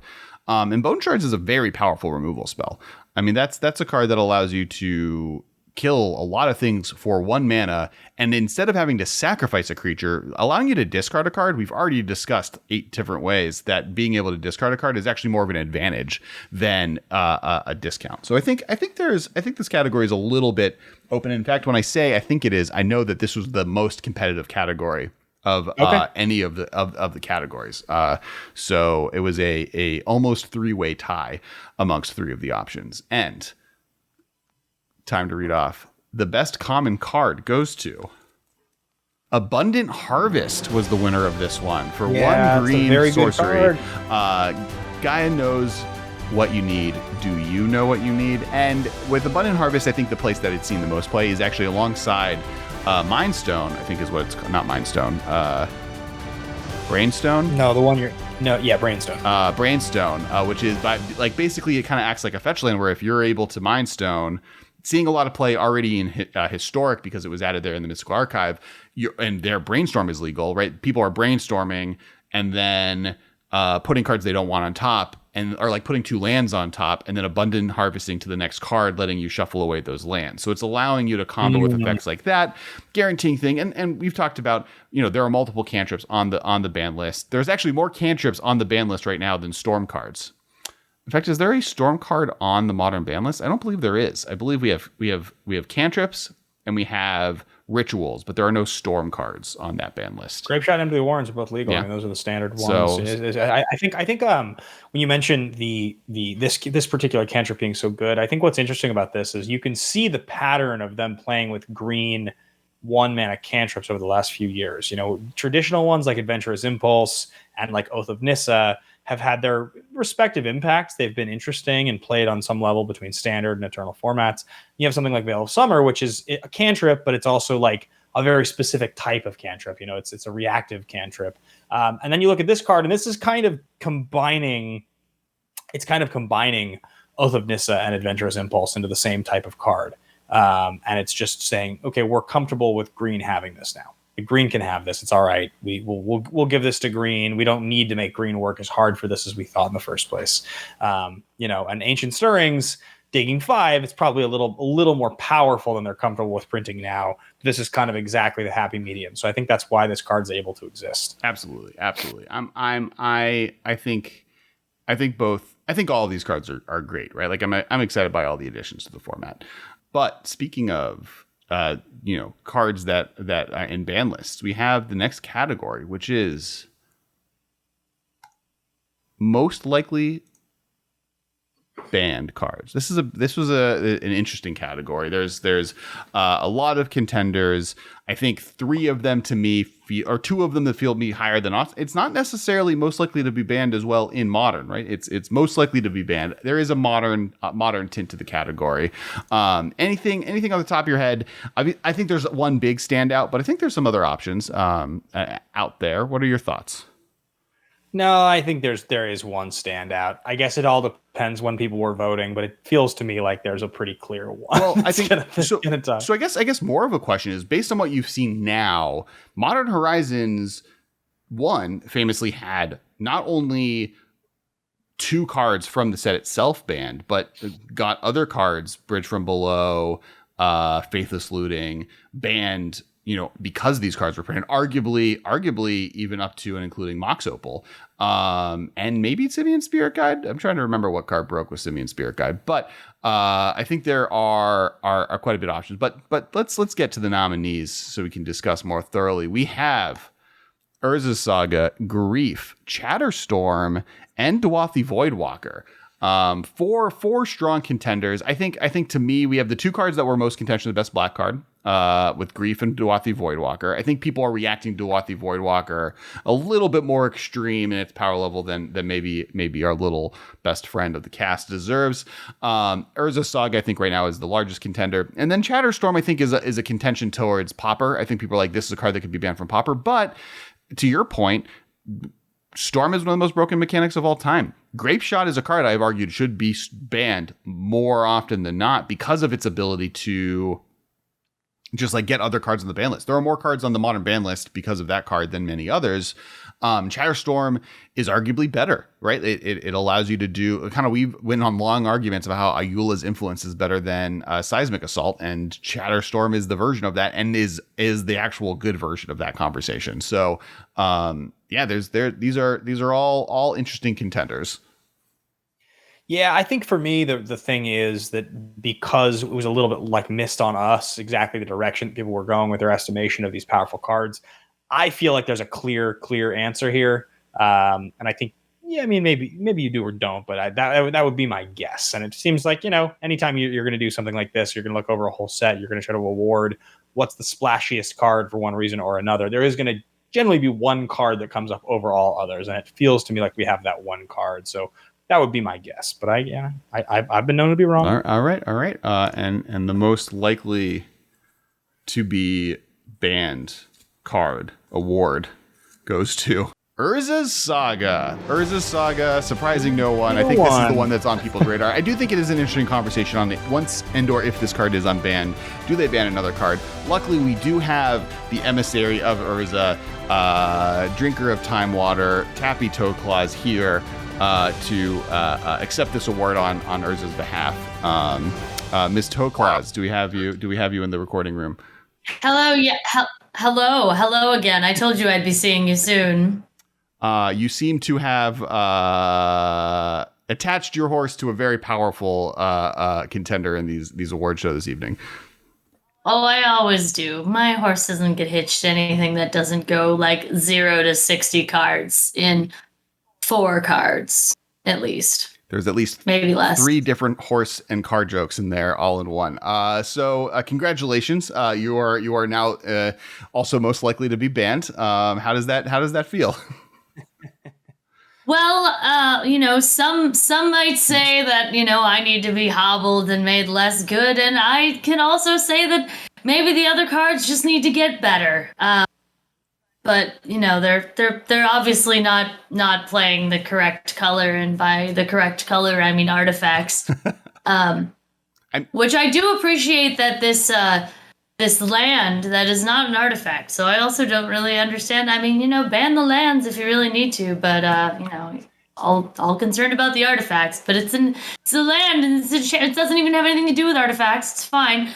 But I do also appreciate aesthetically we're calling back to that old devotion to brown scheme. So at least we may be banned, but we're historic in the way that we view ourselves and our decks and our strategies. And all of the card draw triggers that we're going to have in the future. Everything but legendary. And yeah, so I think from your perspective, other than yourself, are there any other cards in Modern Horizons 2 that you think look like they could be banned at some point?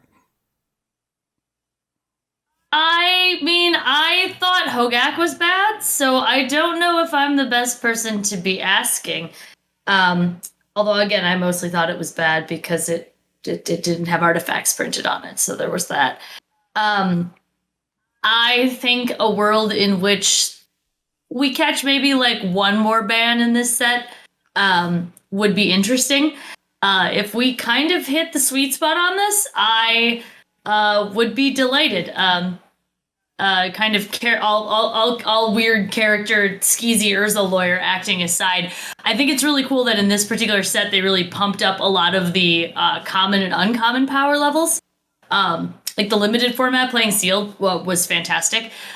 So I'm really hoping that a lot of that, some of those other cards kind of have gotten a little bit of the power, and not to say that there aren't powerful rares, but I think they did a very good job of spreading out some of that power level rather than just, shoving Urza and what eventually crawled out of a drain system and ruined the format for several months, Hogak. So that would be my thought on it, or at least like kind of my ideal conception of like what would happen based on what we've seen so far. I think that would be very cool. I think the fact that like they had a lot more of a honest window into what this set was supposed to be, and I think they brought in a pretty significant number of like very established pro players to kind of balance it. And if Urza Saga, it would make sense to me that they have one miss in this versus the 4 misses from the last one, as they got better at it. Yeah. And as you get better at things, you get better. And pushing the thing on making a land that is also an enchantment and is also a saga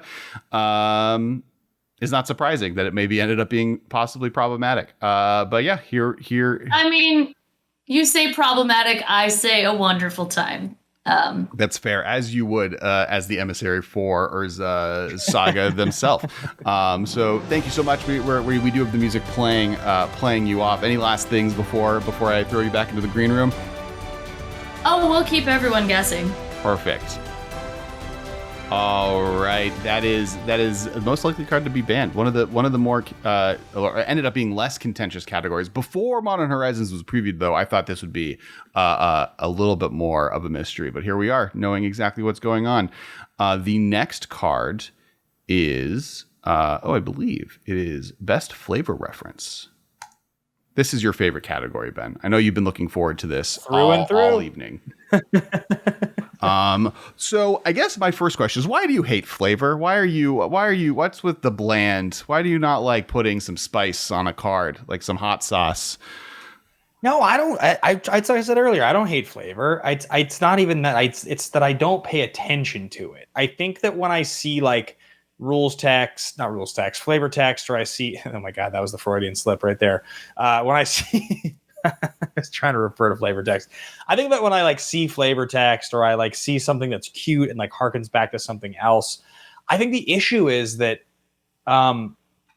okay, think about it like this. If you are somebody who watches an Avengers movie for the first time and you watch Infinity War, there'll be a lot about Infinity War you think is awesome. And any good card that's a good card or looks cool or has good art or any of the things that I would like pay attention to, I'd probably like the card.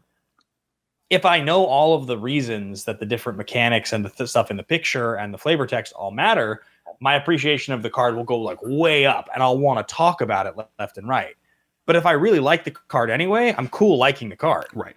If you see Infinity War, you'll like Infinity War. If you've seen the 22 movies before Infinity War, it probably makes Infinity War mind-blowing. Right, like you appreciate, spoilers for Infinity War, you appreciate the fight scene with Thanos and the Hulk and Loki and how, maybe this character's brother sacrificing himself meant something to him. But if you've been watching, you realize Loki's character arc that got him to the point where Thanos kills him, so you appreciate that moment a lot more.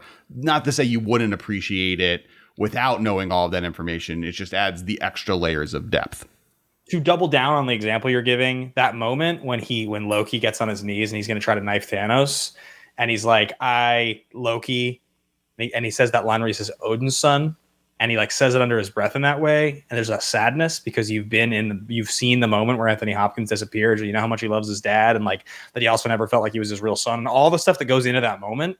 That moment is a great example of like, because I've seen it and I love it, that moment like hits for me. Right. But if you'd never seen it, you just missed that moment. It wouldn't matter to you at all.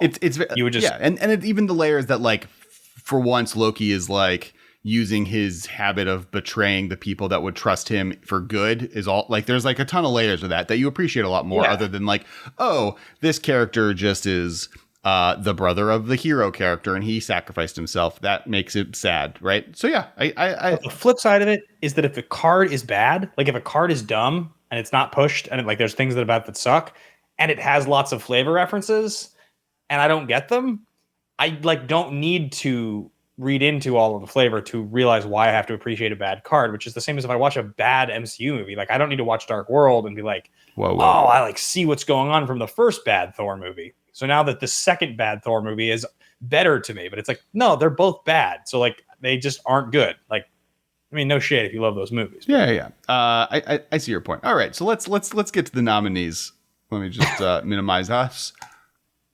Nominees for Best Flavor Reference: Captured by Lagax, Garth One Eye, Asmaran to Mordecai to Kaldakar, and Ignoble Hierarch. We got 4. I was surprised to see Capture of Lagax on the list. I believe this is because we have a lot of Andrew Brown stands that listen to the podcast, because this is specifically a reference that he would make in Heidi Ho card store that he eventually got to be a memes level card during design. He posted a thread on how this card got designed.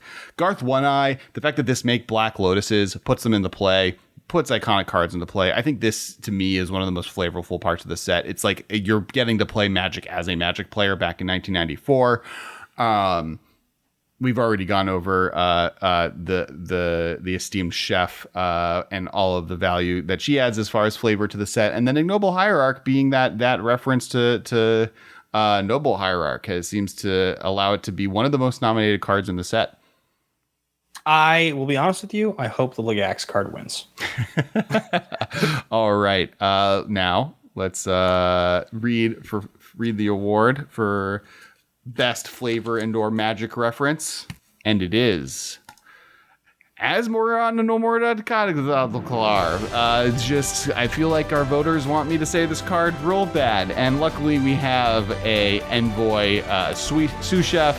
I think esteemed Oddword Frenry in the chat. Welcome to join. Hi. Just stand while you speak and accept. Please. I can hear you. I gotta say, I don't really understand. Asmarana, Martica Dice, and Akoldakar seems like the only option because none of these other things have to do with cooking. So where's the flavor? I also have to say, I've been listening to the green room over the monitors, and you're getting pretty close with the pronunciation of her name. This is forcing me to practice. Psyching yourself out. I've had to say it badly now enough times that I'm slowly picking up how to say it correctly. I refuse to practice, but if, through the power of democracy and voting, our listeners and the Academy, the esteemed Academy, have forced me to say it as many times as possible, I guess I have to say it as many times as possible. Alex, I agree. You have gotten very close. It's been very impressive. I feel what happens to me is that you get 55%, 65% into the name every time I'm not saying in total, I'm saying through the name. You get 55 or 65% in, and then I'm like, he's gonna get it. And then you do the thing where on the layup, you take the extra step and you just barely don't quite get the basket in, but it's your footwork was so close. That's what it feels like. All right, let me see. Asmoran. See, the problem is I can't read it. Now we've talked about it too much.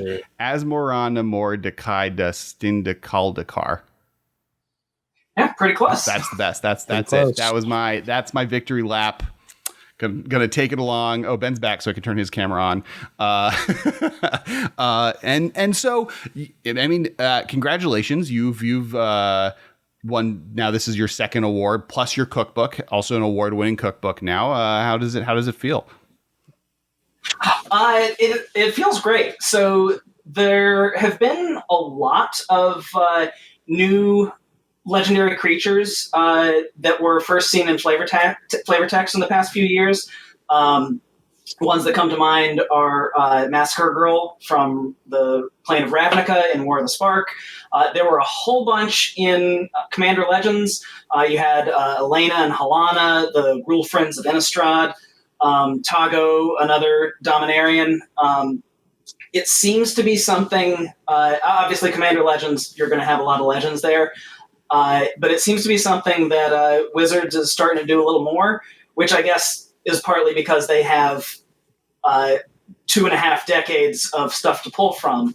But I think it's really nice to see, because that there's someone out there for all of these flavor text characters who really loved the cards that they were featured in flavor text for, and now are finally getting to see the characters that they've imagined for so many years. It's kind of how they've done polls where there's no Pokemon, and there was, I think, the first time they did it, but because it was there's no longer a Pokemon that doesn't have a favorite. That's not the favorite of someone. Every time they do a massive poll of who's your favorite Pokemon, every Pokemon is picked, all 890 whatever of them are, or I don't know how many there are anymore. But so I think it's similar, right? There's really, really strong flavor connection in Magic, and there's a ton of different characters mentioned on a ton of different worlds, and getting a chance to bring them into reality, especially the notable ones, has been really cool.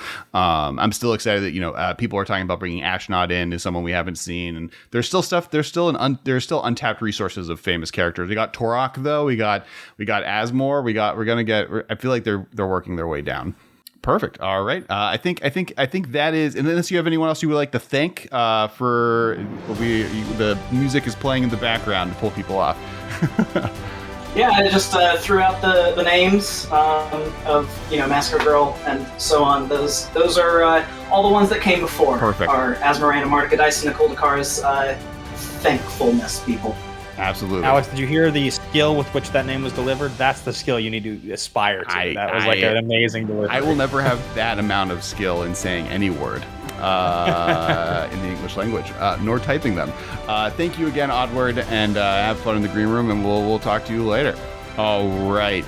That was it for flavor. We have, I believe, only one more category left. And, it's been a great show. I want to thank everyone in the audience for sticking with us. I want to thank our esteemed guests and award acceptors in the green room. We'll probably bring all three of you back in at the very end once we go through the award show and talk through that. Thank you to our sponsor, TCG Player. Thank you. Please click on the link, share it in the chat in the description below. When shopping, getting your Magic card needs, if you go to TCG Player and use that link, they'll thank us through monetary happiness. And then make sure to check out our Patreon as well, patreon.com/MMcast, where that's how most of this happens. They are the real all-stars behind this podcast. Thank you all, Patreon friends and family. And so let's get in. This is the final award, best card. There's a lot of powerful cards in this set. And this voting has been happening over the last 3 weeks. So it's possible that, power levels being different. There's also a level of like format specificity is not here. So if the commander players are out here voting, there's legendary creatures out there. There's a lot of exciting things. Going into Modern Horizons 2, I was definitely worried about the power level of the set. Modern Horizons 1 was like with War of the Spark just at the beginning of that run of multiple extraordinarily powerful sets and cards, modern warping sets that made the format almost feel like a rotating format. Basically from War of the Spark and Modern Horizons through Ikoria, we had an environment where just like literally every month the entire format changed out from under it, cards being banned. So it getting to the point now where this has been much more of a fun addition to the format, opening up to the world of Magic being played in store, right? Like we got to play Magic for the first time in person a few weeks ago. Card stores opened up for the Modern Horizons 2 pre-release. I think it's a great opening to a world where in-paper Magic is being played again. And I'm just really excited by that prospect, getting to hang out with friends in person, cracking packs and sitting down to play some Modern. I mean, it's going to be super fun. I was supposed to play this last weekend in the Horizons pre-release, and I was having a birthday party thing on Saturday, and so the day kind of went away, and I was not able to play, but I was so disappointed. I do have a box of Horizons showing up, and we also have been both invited. I know you have one as well, so we both been invited to a draft. I can't wait to draft Horizons 2. I'm really looking forward to it. Yep, I'm excited for the world to turn itself back on.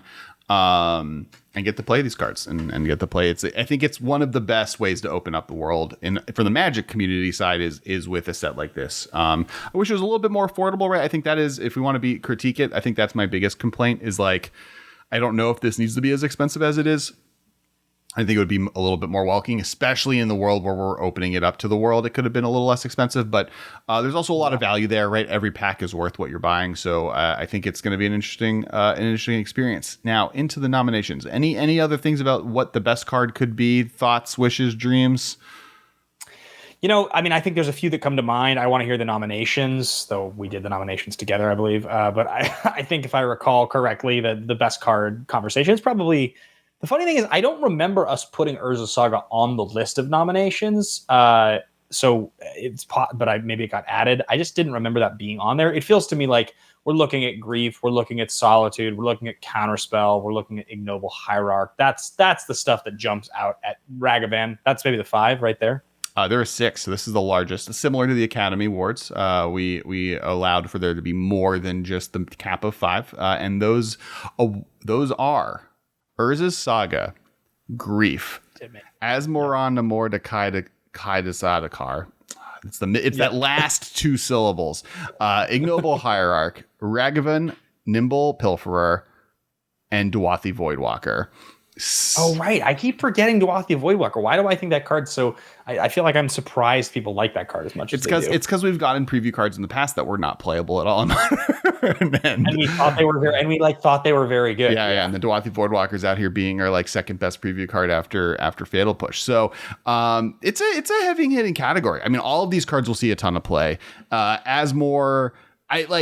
like the more it's won awards and been nominated in things, the more I think she has the chance to be another card that's banned, like her and her cookbook being like an actual banned contention card.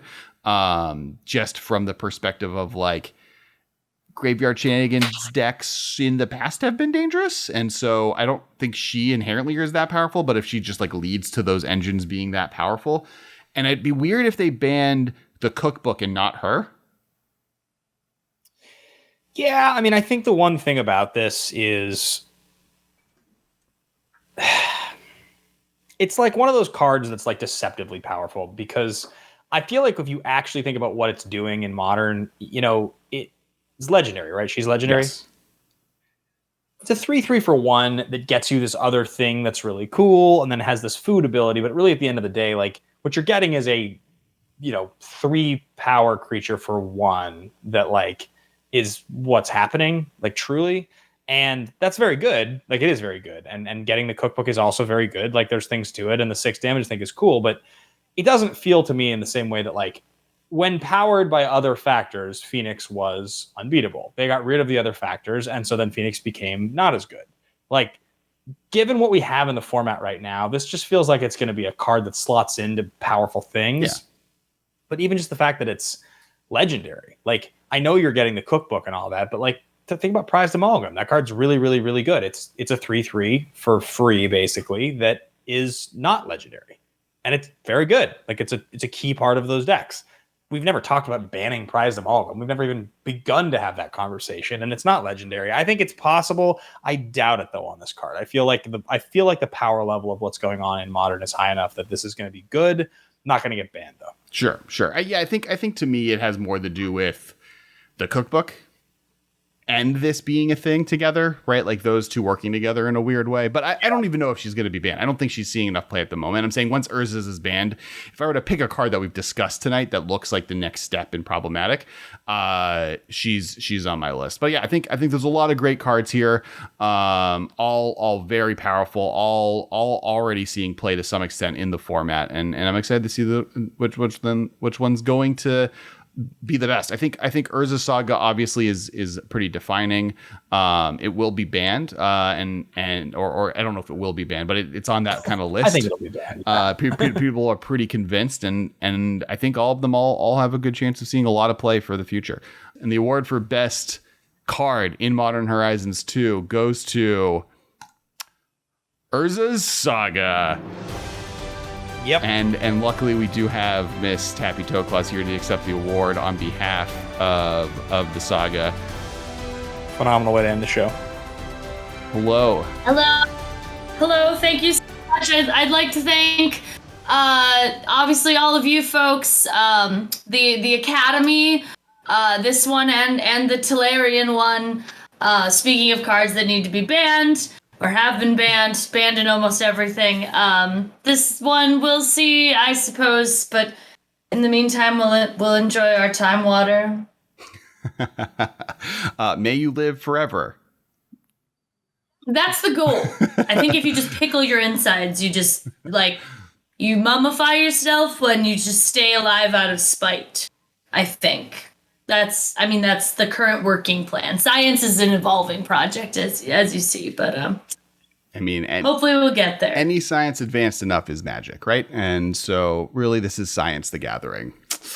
At one point, it will become Science the Gathering once we fully understand and write it down. Yes, exactly. But obviously, we have to mash a few more card types together before we can actually get to the known science of it. But I'm really excited this card exists, very candidly. So I'm happy to accept the award, this too, but the award on this card's behalf. I am so excited in Commander and Legacy and Highlander to search for many a 0 and 1 drop artifact and put it into play for free. If only there were good 0 and 1 cost artifacts. And never heard of it. There's at least according to this award show, one cookbook that fits that description. So that's true. Part of no offense to Madam Kadistan Akuldakar, but I think I maybe have some better ones in mind. it does feel like the part of the card that is the most unnecessary when you look at the final ability. Like the fact that it was 0 or 1, it could have just been 0 or 1, or right? Like it could have, like, you could have just like chopped that down a little bit. But the fact that it's 0 or 1 just gives something that's already, it's a friggin' land. Like, it's a land. You're just like a land that is going to get you something real sweet on the third turn. I guess it's a temporary land. It's like a vanishing land, so they want to pay you off. But still, if it was just 0, like, that would have been fine. We could have just gotten, 0 drops. And I think the thing that, like, to realize is by turn 4, how often are you, like, in need of that 4th land, right? Or 5th land, and especially in this deck, this card, where, like, it's seeing the most play with Primeval Titan. And we're going, we don't need lands. Right. Like when Primeval Titan is finding this card to then, or this is in a deck with Primeval Titan, and then this finds Amulet on the turn that you play Primeval Titan. It doesn't matter. It doesn't matter that you have that land, because you have 4 more lands entering the battlefield. So yes, I think that this is, like, the fact that it's seeing a lot of play in artifact decks, it's seeing a lot of play in enchantment decks, it's seeing a lot of play in lands decks, it's seeing a lot of play in just any deck that puts lands into play, is a specific sign that it needs to maybe go away. But it allowed Tappy to celebrate with Time Water 3 times. It made a good. Currently, it will hold the record. Asmore getting 2 plus her cookbook getting 1 does not count. Urza will currently hold the Masters of Modern Academy Awards record for most awards. And I do want to say thank you Tappy for joining us, and I want to bring on our other esteemed guest from the green room to end the show.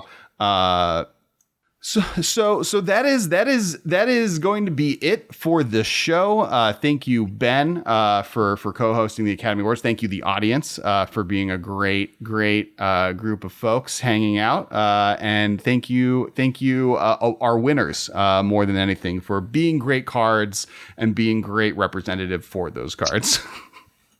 Yeah, thanks, guys. This was a fun show. It was really nice to hang out with you all, and yeah. And really quickly, you can find this podcast on youtube.com/the MMcast. We will be releasing this video as a fully edited video Monday.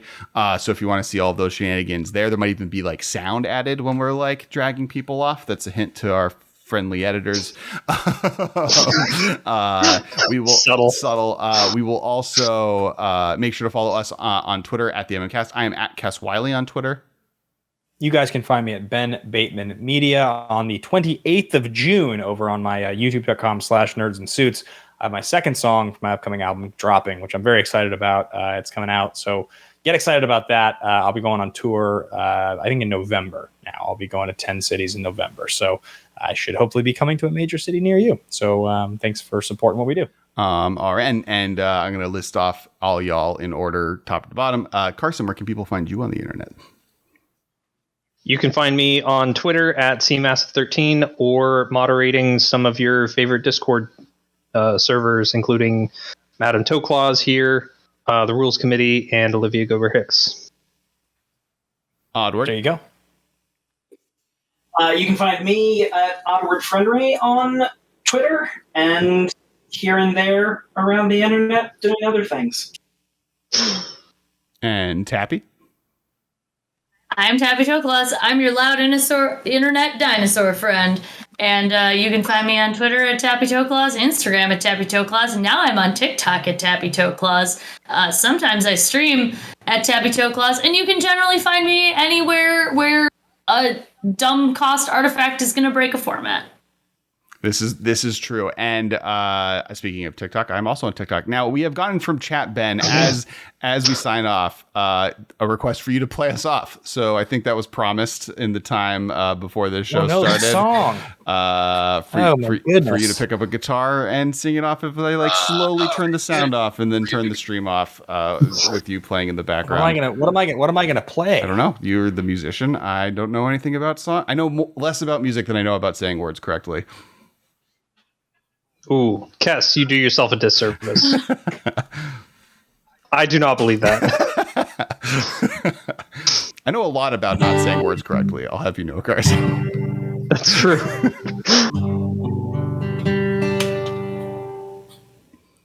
I wish I had a lighter. Nowadays, everyone just raises their phone. Yeah. I guess I'll just play a song. I'll start to play a song or something. Well, don't a you song have that I like to play. Do you have a song idea, What's or up? do you actually need you have a song that you wrote? Oh, I could play that song. That's an aggressive song. I mean, Just I do love it. I can play it. play whatever you want, Ben. All right, I'll play. I'll play that song. This was the first song off the album that I released. This was a few weeks ago. All right, here we go. I can't believe I'm performing this right now. All right, here we go. We're doing it live.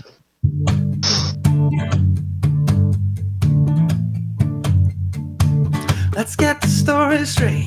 It's gonna be tonight. I'll keep it short and sweet. I'll finally be there on time. And just because we're in love, don't make it right. And you know what you want, and babe, I've tried. Can I put my head on your shoulder just one more time, baby? Over means over. Your story's not my story to write. So baby, I'm sorry for tonight.